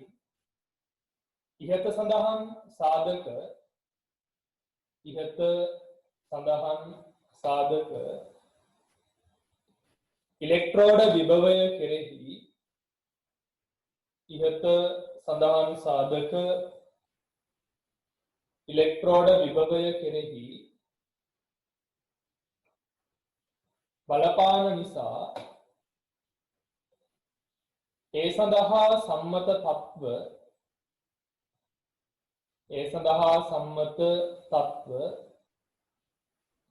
හඳුන්වා දී ඇත. ඒ සඳහා සම්මත තත්ත්ව හඳුන්වා දී ඇත. උෂ්ණ එයට අංක 1 ලියන්න. උෂ්ණත්වය සඳහා සෙල්සියස් අංශක 25යි වරහන් ඇතුලේ 298යි කෙල්වින්. අංක 2 විද්‍යුත් විච්ඡේදයේ සාන්ද්‍රණය 1 මෝල් dm ඍණ 3. විද්‍යුත් විච්ඡේදයේ සාන්ද්‍රණය 1 මෝල් dm ඍණ 3. අංක 3 විද්‍යුත් විච්ඡේදය ප්‍රබල විද්‍යුත් විච්ඡේදයක් විය යුතුයි. වායුවේ පීඩනය 1 atm විය යුතුයි. වායුවේ පීඩනය 1 atm විය යුතුයි. අතන උඩම ලියන්න පුතේ උෂ්ණත්වය සෙල්සියස් අංශක 25යි කෙල්වින් 298ක් විය යුතුයි කියලා ලියන්න එතන. වායුවේ පීඩනය 1 atm විය යුතුයි. ඊට විද්‍යුත් විච්ඡේදයේ වර්ගයට අපි කියන්නේ මෙහෙම. ඊළඟ අංකය දාලා ලියන්න. ලෝහ ඉලෙක්ට්‍රෝඩයක ලෝහය එහි අයන ද්‍රාවණයක ගිල්විය යුතුයි. ඊළඟට දාන්න පුතාලා මාතෘකාව වතන විද්‍යුත් රසායනික ශ්‍රේණිය. විද්‍යුත් රසායනික ශ්‍රේණිය. ඉතින් මෙතනදී පුතේ කරලා තියෙන්නේ සම්මත හයිඩ්‍රජන් ඉලෙක්ට්‍රෝඩයට සාපේක්ෂව ගණනය කරන ඉලෙක්ට්‍රෝඩ විභවය ආරෝහණය වන අනුපිළිවෙලට සකස් කරනවා. ඒකට විශාල ඍණාගයක ඉඳලා ඍණාගයක ඉඳලා ධනාගයක් දක්වා මේක ආරෝහණය වන අනුපිළිවෙලට සකස් කරාම ලැබෙන ශ්‍රේණියට අපි කියනවා විද්‍යුත් රසායනික ශ්‍රේණියක් කියලා කියනවා. ඒතර හයිඩ්‍රජන් වල ඉලෙක්ට්‍රෝඩ විභවයේ බිඳුවයි ඒකට උඩින් තියෙන ඍණ ඉලෙක්ට්‍රෝඩ විභව තියෙන එක. ඒ කියන්නේ ලෝහය මත ඉලෙක්ට්‍රෝන ඝනත්වය වැඩි හයිඩ්‍රජන් ඉලෙක්ට්‍රෝඩයට සාපේක්ෂව. ඊට පහළින් තියෙන ධන ඉලෙක්ට්‍රෝඩ විභවයක් තියෙන ඒවා. එයාලගේ ඉලෙක්ට්‍රෝඩය මත තියෙන ඉලෙක්ට්‍රෝන ඝනත්වය හයිඩ්‍රජන්ට සාපේක්ෂව අඩුයි. ඒකයි ධනාගයක් ඇවිල්ලා තියෙන්නේ. ඉතින් ඕවට අපි කියනවා මේ ටිකට අපි කියනවා ඉතින් විද්‍යුත් රසායනික ශ්‍රේණිය කියලා කියනවා. ඉතින් මේකේ පුතේ පහළින් ඉඳලා ඉහළට ඔක්සිකරණ හැකියාව වැඩි වෙනවා. මොකද හේතුව උඩින් තියෙන ලෝහනේ. ලෝහ කැමති ඔක්සිකරණය වෙන්න. යටින් යටරයද්දී තියෙන අලෝහනේ. ඒ කට්ටිය කැමති ඔක්සිහරණය වෙන්න කැමති. ඒකින්ද ඉහළට ඔක්සිකරණ හැකියාව එහෙම නැත්නම් ඔක්සිහාරක ගුණය වැඩි වෙනවා. පහළට ඔක්සිහරණ හැකියාව එහෙම නැත්නම් ඔක්සිකාරක ගුණය වැඩි වෙනවා. ප්‍රබලම ඔක්සිකාරකය අපිට හඳුනා ගන්න පුළුවන් ඩයිෆ්ලෝරීන් විදිහට F2 ලියන්නේ අර්ථනේ විදිහට සම්මත හයිඩ්‍රජන් ඉලෙක්ට්‍රෝඩයේ ඉලෙක්ට්‍රෝඩ විභවයට සාපේක්ෂව සම්මත හයිඩ්‍රජන් ඉලෙක්ට්‍රෝඩයේ ඉලෙක්ට්‍රෝඩ විභවයට සාපේක්ෂව මනින ලද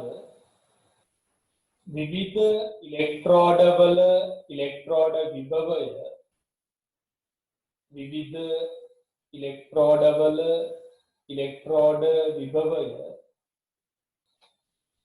ආරෝහණය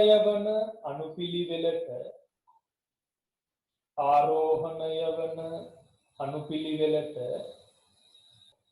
පෙළ ගැස්වීමෙන්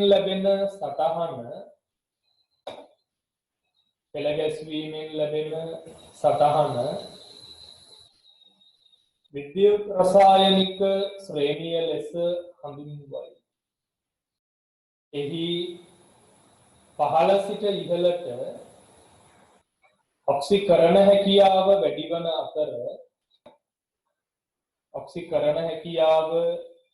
අතර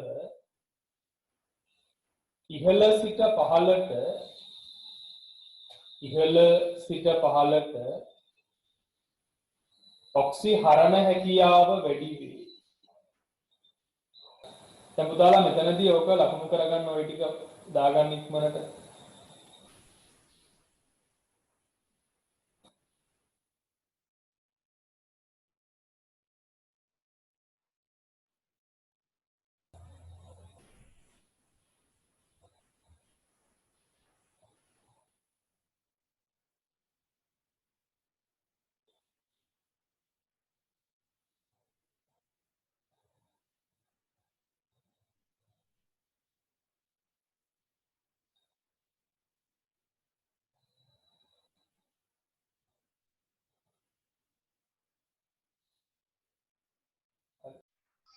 ඡේදයකින් ලියන්න. මූලද්‍රව්‍යයකට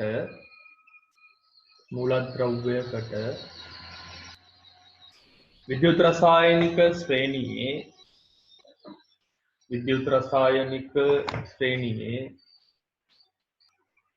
හිමි ස්ථානය හා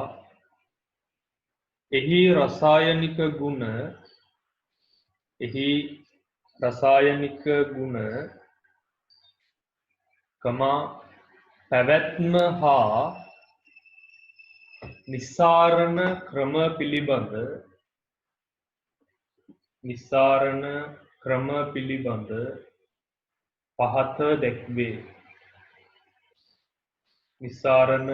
පිළිබඳ පහත දැක්වේ.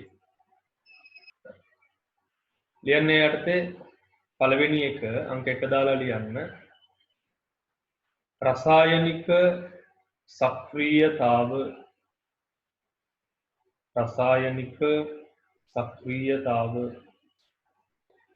දැන් රසායනික සක්‍රියතාවය කියලා අදහස් කරන්නේ පුතේ මෙයාලගේ මේ ප්‍රතික්‍රියාශීලීත්වය තමයි මෙතනදී අපි අදහස් කරන්නේ රසායනික සක්‍රියතාවය කියලා.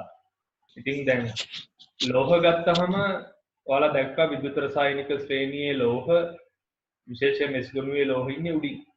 පහළින් ඉන්නේ D ගොනුවේ ලෝහ. ඉතින් මේ ලෝහවල ප්‍රතික්‍රියාශීලීත්වය පහළට අඩු වෙනවා. නැත්තම් පහළින් ඉඳලා ඉහළට වැඩි වෙනවා කියලා ගන්න පුළුවන්. හැබැයි එතන යම් යම් දෝෂත් තියෙනවා. මොකද මෙතන ලිතියම්ට වඩා පොටෑසියම්ගේ රසායනික සක්‍රියතාවය වැඩි වෙන්න ඕනනේ. ලිතියම්ට වඩා සෝඩියම්ගේ රසායනික සක්‍රියතාවයත් වැඩි වෙන්න ඕනේ. එතන යම් යම් ගැටලු තියෙනවා. නමුත් අර දැන් මේ સિદ્ધාන්ත 100%ක් හරි නැහැ. උපරිම සම්භාවිතාවයක් යටතේ විතරයි හරියන්නේ. මොකද පුතේ මේ E0 අගය නිරපේක්ෂ අගයක් නෙමෙයි. E0 අගය සාපේක්ෂ අගයක් නේ. හයිඩ්‍රජන්ට සාපේක්ෂවනේ අපි ඒක ගණනය කරන්නේ.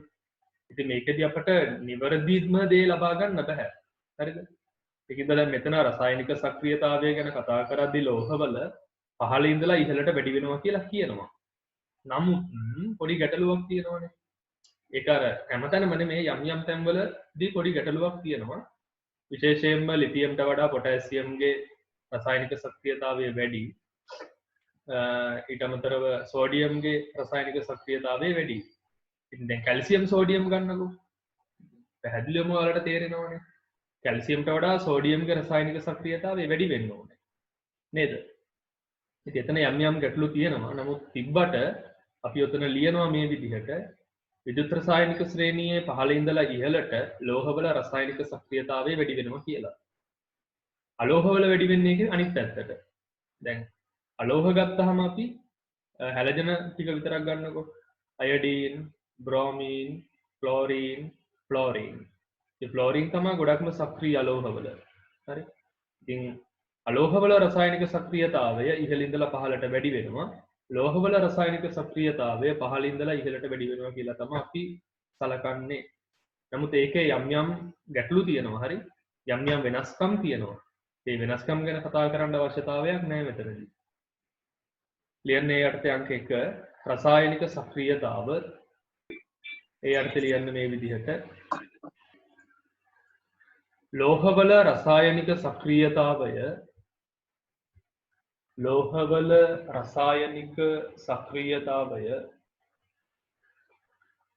පහළ සිට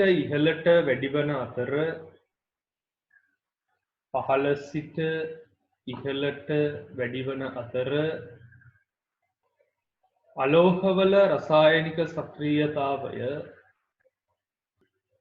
අලෝහවල රසායනික සක්‍රියතාවය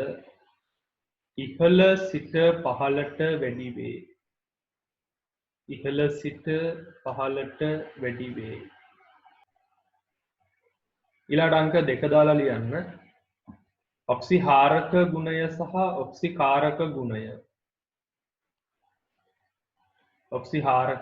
සහ ඔක්සිකාරක ගුණය. හරි. බලන්න ඒකත් අපිට කලින් මම පැහැදිලි කරා අපිට මෙතනත් ඒක ලියන්න. දැන් පහළ ඉඳලා ඉහළට වැඩි වෙන්නේ ඔක්සිහාරක ගුණ. මොකද උඩ තියෙන ලෝහ ඔක්සිකරණය වෙන්න නැඹුරුතාවය වැඩි. ඔක්සිහාරක ගුණ වැඩි වෙනවා.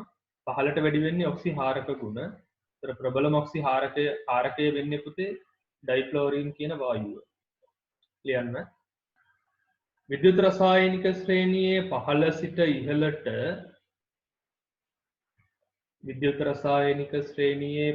සිට ඉහළට ඔක්සිහාරක ගුණ වැඩිවන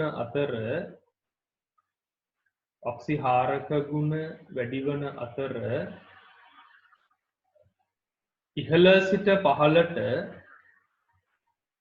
ඉහළ සිට පහළට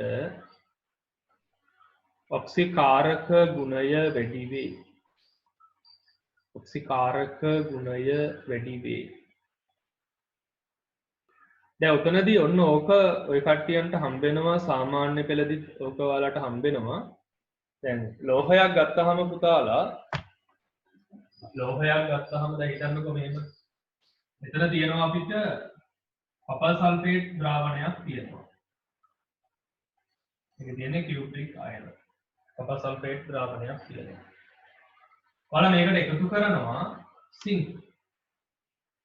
ඔයාලා මේකට එකතු කරනවා සිංක්. මොකද වෙන්නේ? දැන් බලන්න ඕනේ සිංක් ඉන්නේ කොපර්ට වඩා විද්‍යුත් රසායනික ශ්‍රේණියේ ඉහළින්. කොපර් ඉන්නේ සිංක්ට වඩා විද්‍යුත් රසායනික ශ්‍රේණියේ ඔක්සිකරණ හැකියාව සිංක් වල වැඩි. ඒතර සිංක් ඔක්සිකරණය වෙනවා කියුප්‍රික් ඔක්සිහරණය වෙන්න ඕනේ. ඒ කියන්නේ පුතේ විද්‍යුත් රසායනික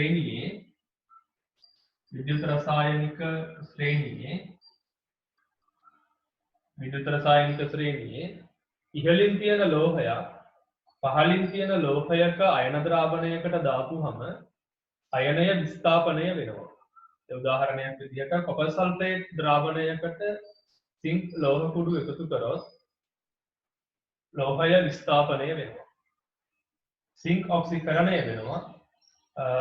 මෙතන කියුප්‍රික් ඔක්සිහරණය වෙනවා. ඒ කියන්නේ කොපර් ලෝහය හැදෙනවා. පැහැදිලිද? ඒකේ අනිත් පැත්ත තමයි පුතේ අලෝහවල. ඒ උදාහරණයක් විදිහට අපි ගත්තොත් මේවා දන්නවා ඔය කට්ටිය කලින් ඉගෙනගෙන තියෙනවා. පොටෑසියම් බ්‍රෝමයිඩ් එහෙම නැත්නම් අයඩයිඩ් ද්‍රාවණයක් සලකන්නකො. බලන්න මේකට එකතු කරනවා ක්ලෝරින් දියර Cl2. එතකොට බලන්න අලෝහයක තියෙන පහළටනේ අලෝහ තියෙන්නේ. ඒතර අලෝහයක පහළ ඉන්න කට්ටිය බලන්නේ ඔක්සිහරණය වෙන්න. ඒතර දැන් අයඩීන්ට වඩා පහළ ඉන්නේ ක්ලෝරින් තියෙන විද්‍යුත් රසායනික ශ්‍රේණියේ. ඒතර ක්ලෝරින් ඔක්සිහරණය වෙනවා. අයඩයිඩ් ඔක්සිකරණය වෙනවා. ඒතර Cl- ධන I2. ඒතර මේ වගේ ෆිසිකල් ස්ටේට් අපි අනිවාර්යයෙන් සඳහන් කරන්න ඕනේ. මෙතන solid aqueous solid. මෙතන Cl2 අපි gas කියලා ගමු. aqueous මෙයාත් aqueous. හරි. ඒ කියන්නේ ලෝහයක් නම් පුතේ විද්‍යුත් රසායනික ශ්‍රේණියේ ඉහළින් පිහිටන ලෝහ පහළින් පිහිටන ලෝහයක අයන ද්‍රාවණයකට දාපුවම අයනයේ විස්ථාපනය වෙනවා. අලෝහවල නම් ඉහළින් පිහිටන අලෝහයක අයන ද්‍රාවණයකට පහළින් තියෙන අලෝහයක් දාපුවම අයනය විස්ථාපනය වෙනවා කියලා අපිට ගන්න පුළුවන්. ඒක තීරණය වෙන්නේ යාළගේ අර ඉලෙක්ට්‍රෝඩ විභවය අනුව තමයි ඒක තීරණය වෙන්නේ. ලියන්නේ යටතේ මේ විදිහට විද්‍යුත්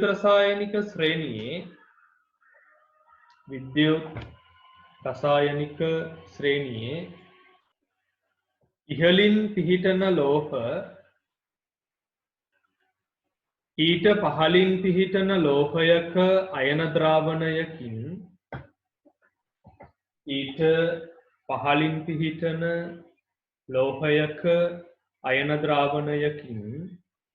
ලෝහ අයනය විස්ථාපනය කරයි. පුතාලා ඒකට උදාහරණයක් විදිහට මේක ලියන්න. කොපර් සල්ෆේට් ද්‍රාවණයකට සිංක් ලෝහ කුඩු එකතු කරනවා. එතකොට සිංක් ඔක්සිකරණය වෙනවා. කියුප්‍රික් ඔක්සිහරණය වෙනවා. කොපර් සල්ෆේට් ද්‍රාවණය නිල් පාටයි. කාලයත් එක්ක ප්‍රතික්‍රියාව සිදුවීමත් සමග නිල් පාට අවර්ණ වෙලා යනවා. නිල් පාට අඩු වෙනවා. එහෙම නැත්නම් නිල් පාට අවර්ණ වෙනවා. සිංක් වැඩිපුර දැම්මොත්. ඊළඟට ලියන්න මේ විදිහට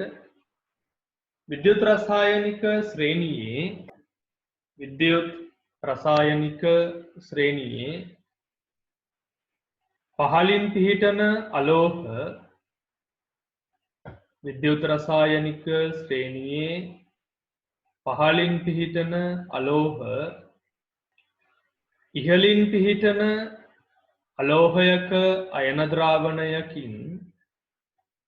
ඉහළින් පිහිටන අලෝහයක අයන ද්‍රාවණයකින් අලෝහය විස්ථාපනය කරයි. ඊට අදාළ මේ ප්‍රතික්‍රියාව ලියන්න. අයඩයිඩ් අයන ද්‍රාවණයක් තුලින් අපි ඩයික්ලෝරීන් වායුව බුබුලණය කරද්දී ක්ලෝරීන් ඔක්සිහරණය වෙනවා. අයඩයිඩ් ඔක්සිකරණය වෙනවා කියලා අපිට ගන්න පුළුවන්. උදාහරණයකට මේ ප්‍රතික්‍රියාව ලියන්න. ඊළඟට දාන්න ඊළඟ අංකය අංක 3 අම්ල සමග ප්‍රතික්‍රියා. අම්ලයක සාමාන්‍යයෙන් ප්‍රතික්‍රියා කරන්න පුතේ ලෝහනේ. ඒතර විද්‍යුත් රසායනික ශ්‍රේණියේ කොපර්ට පහළින් තියෙන ලෝහ. විද්‍යුත් රසායනික ශ්‍රේණියේ කොපර්ට පහළින් තියෙන ලෝහ බලන්නකො මෙතන මේ තියෙන කොපර්නේ. කොපර්ට පාලින් තියෙන ලෝහ විදිහට අපට ගත්ත හැකි රසදිය තියෙනවා, සිල්වර් තියෙනවා, ප්ලැටිනම් තියෙනවා, ගෝල්ඩ් තියෙනවා. එන්න මේ කොපර්ට පහලින් තියෙන ලෝහ කොපත් ඇතුළුව හරිද? තනුකම්ල එක්ක ප්‍රතික්‍රියා කරන්නේ නැහැ. ඉහට ඉහලින් තියෙන ලෝහ හරි.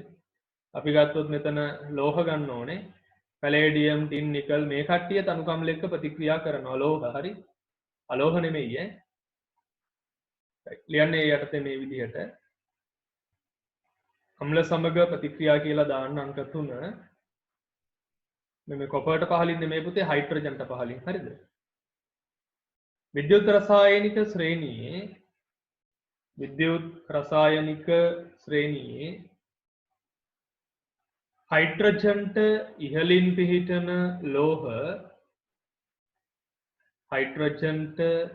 ඉහළින් පිහිටන ලෝහ තනුක අම්ල සමග ප්‍රතික්‍රියා කරයි.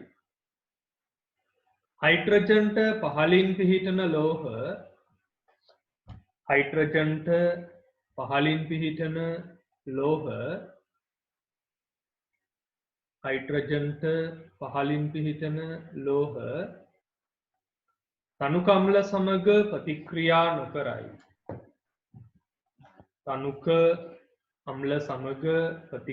නොකරයි.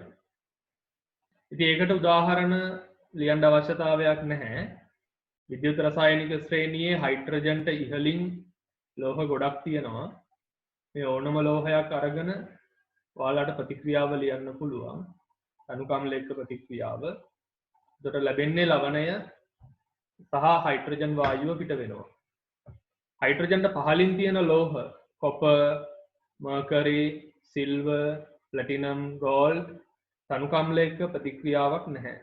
දැන් විශේෂයෙන්ම කොපර් එහෙම මතකද දී ගුණවේදී අපි ඉගෙනුවා. කොපර් ප්‍රතික්‍රියා කරන්නේ නැහැ තනුකම්ල එක්ක. අපි දැම්මේ සාන්ද්‍ර නයිට්‍රේට්. සාන්ද්‍ර අම්ලයක් ඕනේ ප්‍රතික්‍රියා කරන්න. ඊළඟට දාන්න පුතේ අංක 4 ජලය සමග ප්‍රතික්‍රියා.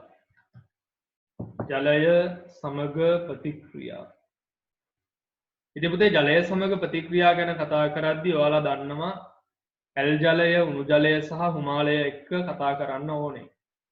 දැන් මේ විද්‍යුත් රසායනික ශ්‍රේණියේ S ගොනුවේ ලෝහ ලිතියම්, පොටෑසියම්, කැල්සියම්, සෝඩියම් වගේ ලෝහ ඇල් ජලය සමග ප්‍රතික්‍රියා කරනවානේ.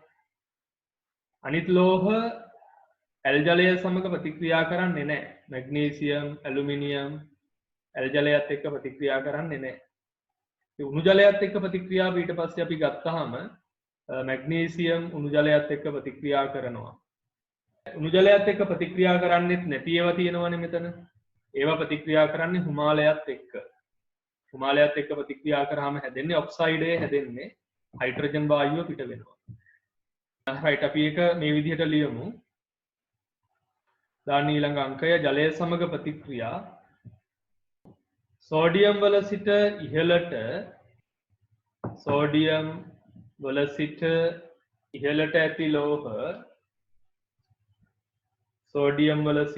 ඉහළට ඇති ලෝහ සිසිල් ජලය සමග ප්‍රතික්‍රියා කරයි. එහෙම නැත්නම් ඇල් ජලය සමග ප්‍රතික්‍රියා කරයි. ඇලුමිනියම් වල සිට ගෝල්ඩ් දක්වා ඇති ලෝහ, රත්තරන් දක්වා ඇති ලෝහ සිසිල් ජලය සමග ප්‍රතික්‍රියා නොකරයි. යකඩවල සිට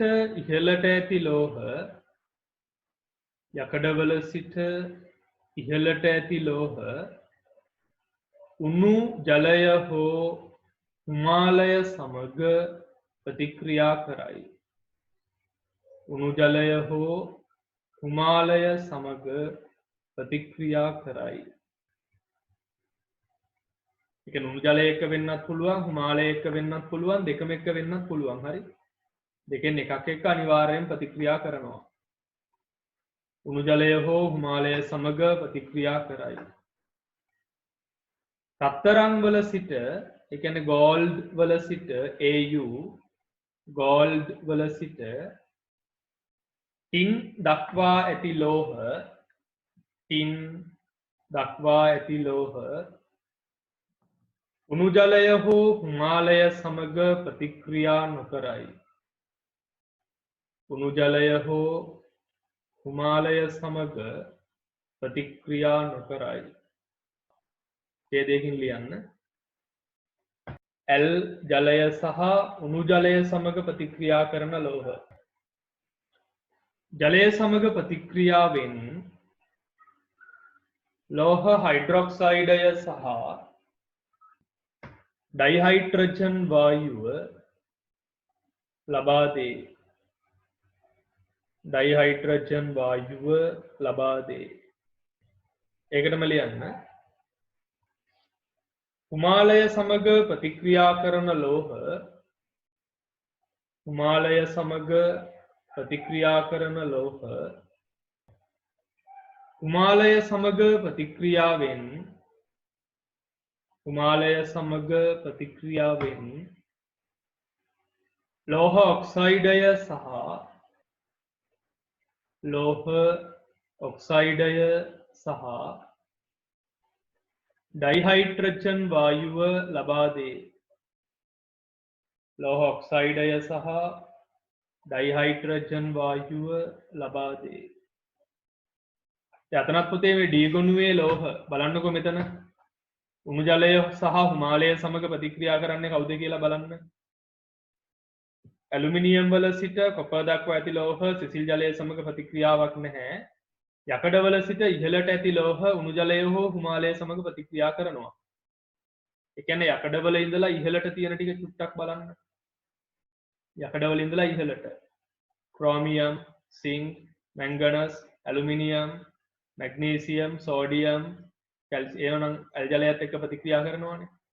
ඒක කීපයයි තියෙන්නේ මතක තියාගන්න අවශ්‍ය නැහැ ඒවා. යකඩවල ඉඳලා ඉහළට තියෙන ලෝහ උණු ජලය හෝ හිමාලය සමග ප්‍රතික්‍රියා වෙනවා. ඊළඟට දාන්න ඊළඟ අංකය නයිට්‍රේට වල තාප වියෝජනය. නයිට්‍රේට වල තාප වියෝජනය. දැන් මේකත් අපි S ගුණුවේදී කතා කරනවා. පළවෙනි කාණ්ඩයේ ලිතියම් සහ දෙවෙනි කාණ්ඩයේ සියලුම ලෝහවල නයිට්‍රේට රත් කරාම ලෝහ ඔක්සයිඩයේ බවටම වියෝජනය වෙනවා. වායුමය ඵල දෙකක් ලැබෙනවා NO2 සහ O2. පළවෙනි කාණ්ඩයේ ලිතියම් නයිට්‍රේට් හැර අනිකුත් ලෝහවල නයිට්‍රේට රත් කරාම හැදෙන්නේ පුතේ ලෝහ නයිට්‍රයිටයයි ඔක්සිජන් වායුවයි විතරයි. ඉතින් මෙතනදී අපි D ගුණුවේ නයිට්‍රේට ගැන කතා කරනවා. ඉතින් D ගුණුවේ නයිට්‍රේටත් පුතේ සියල්ල නෙමේ සමහරක් ඒවා ලෝහ ඔක්සයිඩය දක්වාම වියෝජනය වෙනවා. දැන් බලන්න කාගින්දලද එහෙම වෙන්නේ කියලා. පොටෑසියම් සහ සෝඩියම් වල නයිට්‍රේට රත් කිරීමේදී ලෝහ නයිට්‍රයිටය සහ O2 බවට වියෝජනය වෙනවා. ලිතියම් කැල්සියම්ද ඇතුළුව මැග්නීසියම් වල සිට කොපර් දක්වා ඇති ලෝහ කොපර් දක්වා තියෙන සියලුම ලෝහ රත් කරද්දී ලෝහ ඔක්සයිඩය දක්වාම වියෝජනය වෙනවා. කොපර්ට පහළින් පුතේ තියෙන්නේ රසදියයි සිල්වයි. එයාලගේ නයිට්‍රේට රත් කරාම ලෝහය දක්වාම වියෝජනය වෙනවා. ලියන්නේ අර්ථය මේ විදිහට. පොටෑසියම් සහ සෝඩියම් වල නයිට්‍රේට පොටෑසියම් සහ සෝඩියම් වල නයිට්‍රේට ලෝහ නයිට්‍රයිටය සහ ඩයිඔක්සිජන් බවට තාප වියෝජනය වේ. ලෝහ නයිට්‍රයිටය සහ ඩයිඔක්සිජන් බවට තාප වියෝජනය වේ. ලිතියම් කැල්සියම් සහ ලිතියම් කැල්සියම් සහ මැග්නීසියම් වල සිට කොපර් දක්වා ඇති ලෝහවල නයිට්‍රේට ලිතියම් කැල්සියම් සහ මැග්නීසියම් වල සිට කොපර් දක්වා ඇති ලෝහවල නයිට්‍රේට රත් කිරීමේදී ලෝහ ඔක්සයිඩය දක්වාම තාප වියෝජනය වේ. ලෝහ ඔක්සයිඩය දක්වාම තාප වියෝජනය වේ. එහිදී රතු දුඹුරු පාට NO2 සහ රතු දුඹුරු පාට NO2 නයිට්‍රජන් ඩයොක්සයිඩ් වායුව සහ ඩයිඔක්සිජන් වායුව වායුමය ඵල වශයෙන් ලබා දේ. මර්කරි සහ සිල්වර් වල නයිට්‍රේට රත් කිරීමේදී ලෝහය දක්වාම තාප වියෝජනය වේ. එහිදීද NO2 සහ O2 යන වායුමය ඵල ඇති වේ. හරි. මේ උදාහරණ ටික ලියන්න බලන්න ඉක්මනට. Lithium nitrate, sodium nitrate, magnesium nitrate, lead nitrate, silver nitrate. ප්‍රතික්‍රියා ටික ලියලා තුලිත කරන් ඉක්මනට. බලන්න. ලිතියම් නයිට්‍රේට් රත් කරාම ලිතියම් ඔක්සයිඩ් NO2 ධන O2. ලිතියම් දෙකක් තියෙන හින්දා ලිතියම් නයිට්‍රේට් දෙකක් දාන්න. නයිට්‍රජන් ඩයොක්සයිඩ් දෙකක් දාන්න ඕනේ. දෙකේ ඔක්සිජන් දෙවරක් 3 6යි. එතන අපට එනවා 4යි 5යි 7ක් එනවා භාගයක් දාන්න ඕනේ. එකින්ද දෙකෙන් ගුණ කරන්න. එතන මෙතන 4යි මෙතන 2යි මෙතනත් එනවා අපිට 4ක් එනවා. උත්තර ප්‍රතික්‍රියාව තුලිතයි. සෝඩියම් නයිට්‍රේට් රත් කරාම ඔක්සයිඩ් එක හැදෙන්නේ නැහැ. නයිට්‍රයිටය තමයි හැදෙන්නේ. NO2 ලැබෙන්නේ O2 තමයි වායුමය ඵලය විදිහට ලැබෙන්නේ. දැන් ඇයි කවුරු හරි අහුවොත් ඇයි සර් මේක වියෝජනය වෙන්නේ නැත්තේ කියලා ඔයාලට කියන්න පුළුවන්. වියෝජනය වෙන්න කලින් මේක විලීන වෙනවා. නැත්නම් විලයනය වෙනවා. ද්‍රව තත්වයටපත් වෙනවා. ඒකින්ද වියෝජනය වෙන්නේ නැහැ. හරි? රත් කරගෙන යද්දී ඇයි මේක වියෝජනය වෙන්නේ නැත්තේ? වියෝජනයට කලින් ඒක විලීන වෙනවා.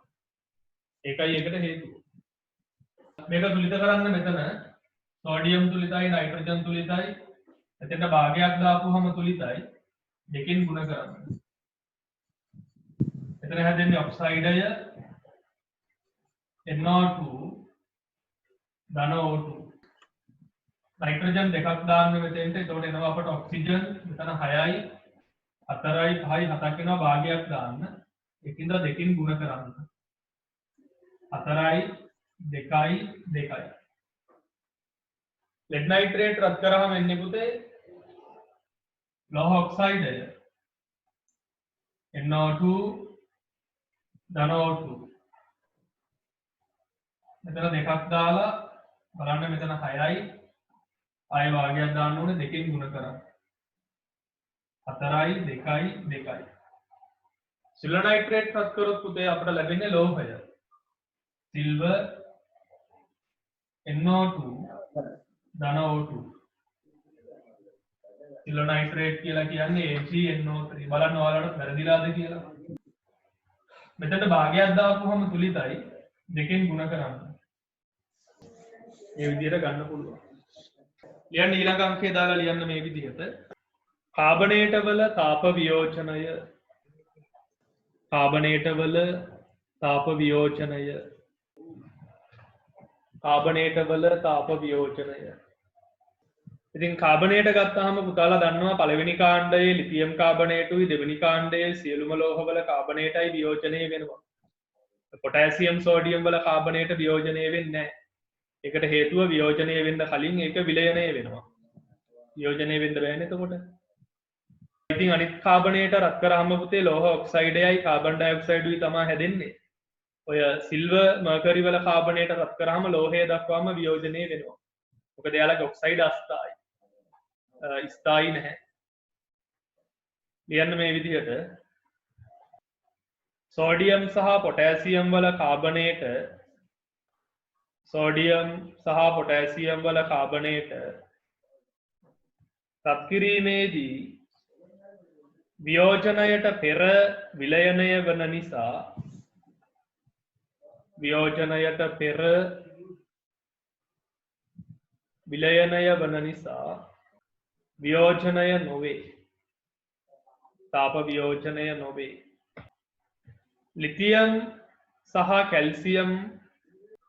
ලිතියම් සහ කැල්සියම්ද ඇතුළත්ව මැග්නීසියම් වල සිට කොපර් දක්වා ඇති ලෝහවල කාබනේට ලිතියම් සහ කැල්සියම්ද ඇතුළත්ව මැග්නීසියම් වල සිට කොපර් දක්වා ඇති ලෝහවල කාබනේට රත් කිරීමේදී ලෝහ ඔක්සයිඩය සහ කාබන් ඩයොක්සයිඩ්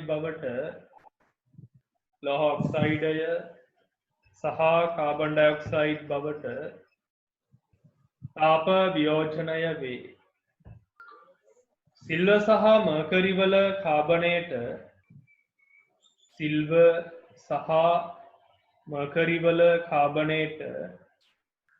සිල්වර් සහ මර්කරි වල කාබනේට රත් කිරීමේදී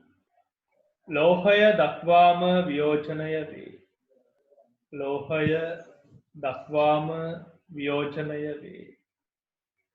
එහිදී කාබන්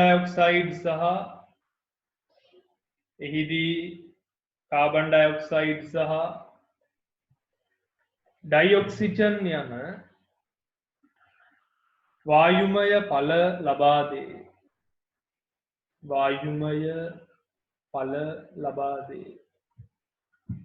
ඒකෙත් පුතේ අපි ප්‍රතික්‍රියා ටිකක් ලියමු. මෙන්න මේ ප්‍රතික්‍රියා ටික ලියලා තුලිත කරන්න බලන්න ඉක්මනට. Lithium carbonate, sodium carbonate, magnesium carbonate, lead carbonate, silver carbonate වියෝජනය වුණාම හැදෙන්නේ මොනවද කියලා ලියන්නකෝ. කියලා තුලිත කරන්න. ඔක්සයිඩය දක්වා වියෝජනය වෙනවා. ධන CO2 ප්‍රතික්‍රියාව තුලිතයි. සෝඩියම් කාබනේට් වියෝජනය වෙන්නේ නැහැ. වියෝජනයට කලින් ඒක විලීන වෙනවා. වියෝජනය වෙන්න කලින් විලීන වෙනවා. මැග්නීසියම් කාබනේට් රත් කරාම මැග්නීසියම් ඔක්සයිඩුයි කාබන් ඩයොක්සයිඩුයි ලැබෙනවා. මෙයාලගේ ලෙඩ් කාබනේට් වලින් ඔක්සයිඩ් එන්නේ PbO. ධන CO2. මේකේ විතරක් පුතේ ලෝහය CO2 ධන O2. මෙතෙන්ට භාගයක් දාන්න. එතකොට මෙතන 2යි, මෙතන 2යි, 4යි සිල්වර්. ප්‍රතික්‍රියාව තුලිතයි. ඊළඟ අංකය දාලා ලියන්න ඔතන. ස්වභාවික පැවතුම්. දැන් ඔයාලා දන්නවා මේ S ගොනුවේ ලෝහ නම් ස්වභාවයේ පවතින්නේ ලවණ විදිහට. හේලයිඩ, නයිට්‍රේට වගේ ලවණ විදිහට තමයි තියෙන්නේ. කාබනේට, සල්ෆේට, ෆොස්ෆේට, ඔක්සයිඩ් වැනි ස්වරූප වලින් තියෙනවා. සිල්වර්, ප්ලැටිනම් සහ ගෝල්ඩ් කියන ඒවා ස්වභාවයේ නිදහස් ලෝහ විදිහට තියෙනවා. ඒවා නිෂ්ක්‍රීය ලෝහනේ පුතා. ප්‍රතික්‍රියාශීලී බවින් ගොඩක් අඩුයි. ඒ කට්ටිය ඉන්නේ විද්‍යුත් රසායනික ශ්‍රේණියේ ගොඩක් පහළින්. ගෝල්ඩ් තමයි පහළින්ම ඉන්නේ. Platinum, silver. ඒ කට්ටිය ස්වභාවයේ ලෝහ විදිහට තියෙන්නේ පුතා. සංයෝග විදිහට නෙමෙයි තියෙන්නේ. ලියන්නේ අර්ථය මේ විදිහට. සෝඩියම් සහ පොටෑසියම් වැනි ලෝහ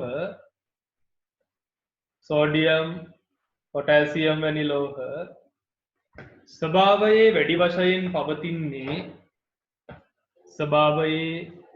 වශයෙන් පවතින්නේ හේලයිඩ සහ නයිට්‍රේට වැනි ස්වරූප වලිනි. කැල්සියම් සහ මැග්නීසියම් වල සිට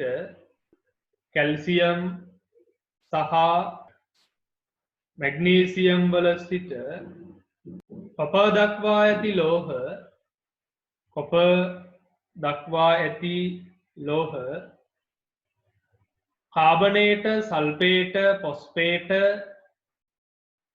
හේලයිඩ, ඔක්සයිඩ, කාබනේට, සල්ෆේට, ෆොස්ෆේට, ක්ලෝරයිඩ, ඔක්සයිඩ සහ සල්ෆයිඩ වැනි සල්ෆයිඩ වැනි ස්වභාවික පැවතුම් ආකාර වලින් හමුවේ. සිල්වර්, ප්ලැටිනම් සහ ගෝල්ඩ් වැනි ලෝහ සිල්වර්, ප්ලැටිනම් සහ ගෝල්ඩ් වැනි ලෝහ ස්වභාවයේ නිදහස් ලෝහ ලෙස පවතී. ස්වභාවයේ නිදහස් ලෝහ ලෙස පවතී. ඊළඟ දාන මාතෘකාව ලෝහ නිස්සාරණය. ඊළඟ අංකය ලෝහ නිස්සාරණය.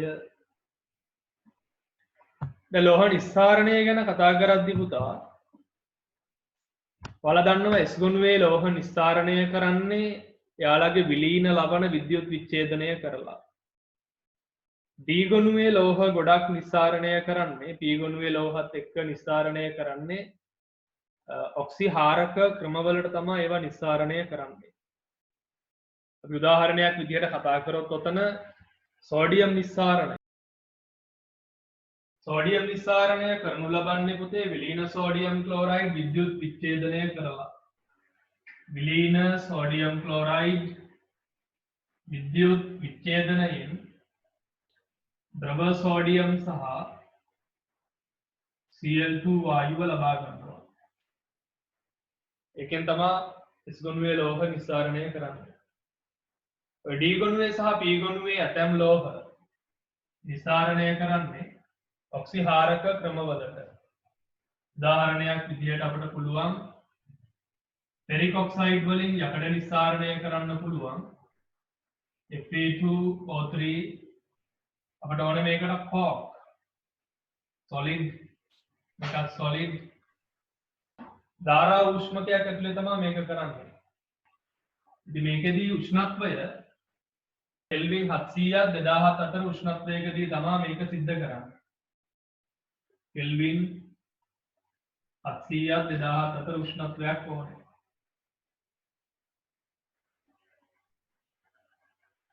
එතකොට අපිට ද්‍රව යකඩ ලබා ගන්න පුළුවන්. Carbon monoxide. ඒක කාබන් ඩයොක්සයිඩ් කියලා ලියන්නත් පුළුවන්. හැබැයි ඉහළ උෂ්ණත්වයකදී වඩාත් ස්ථායී වෙන්නේ කාබන් වල මොනොක්සයිඩය. ඒව ගැන අපි විස්තරාත්මකව කතා කරනවා පුතේ කර්මාන්ත පාඩමේදී. මෙතනදී අපිට ඒ වෙච්චර වැදගත් වෙන්නේ නැහැ. මෙතන මම කියන්න උත්සාහ කරේ S ගොනුවේ ලෝහ මේ නිස්සාරණය කරන්නේ විද්‍යුත් විච්ඡේදන ක්‍රමවලට. D ගොනුවේ සහ P ගොනුවේ ඇතැම් ලෝහ නිස්සාරණය කරනවා ඔක්සිහාරක ක්‍රමවලට. ඒතර මෙතන යකඩ වෙලා තියෙන්නේ ඔක්සිහරණය වෙන එක. කාබන් වෙලා තියෙන්නේ ඔක්සිකරණය වෙන එක. තුලිත කරන්න මෙතෙන්ට දෙකක් දාන්න. මේක තුලිත කරන්න ඕනේ මේ විදිහට. ඔක්සිජන් 3ක් හින්දා මෙතෙන්ට 3ක් දාලා කාබන් 3ක් දාපුවම තුලිතයි. ලියන්නේ යටතේ මේ විදිහට ලියන්න. මැග්නීසියම් වල සිට ඉහළට ඇති ලෝහ මැග්නීසියම් වල සිට ඉහළට ඇති ලෝහ නිස්සාරණය කරනු ලබන්නේ විලීන හේලයිඩ විද්‍යුත් විච්ඡේදනය කිරීම මගිනි. විලීන හේලයිඩ විද්‍යුත් විච්ඡේදනය කිරීම මගිනි. ඇලුමිනියම් වල සිට කොපර් දක්වා ඇති ලෝහ ඇලුමිනියම් වල සිට කොපර් දක්වා ඇති ලෝහ ඔක්සිහාරක ක්‍රම මගින් නිස්සාරණය කරනු ලැබේ. ඔක්සිහාරක ක්‍රම මගින් නිස්සාරණය කරනු ලැබේ. පුතාලට උදාහරණ ලියන්න පුළුවන් මේ දෙක. සෝඩියම් ක්ලෝරයිඩ් විද්‍යුත් විච්ඡේදනය කරලා සෝඩියම් නිස්සාරණය කරනවා. ෆෙරික් ඔක්සයිඩ් කෝක් මගින් ඔක්සිහරණය කරලා යකඩ නිස්සාරණය කරනවා. උදාහරණ දෙක ලියන්න.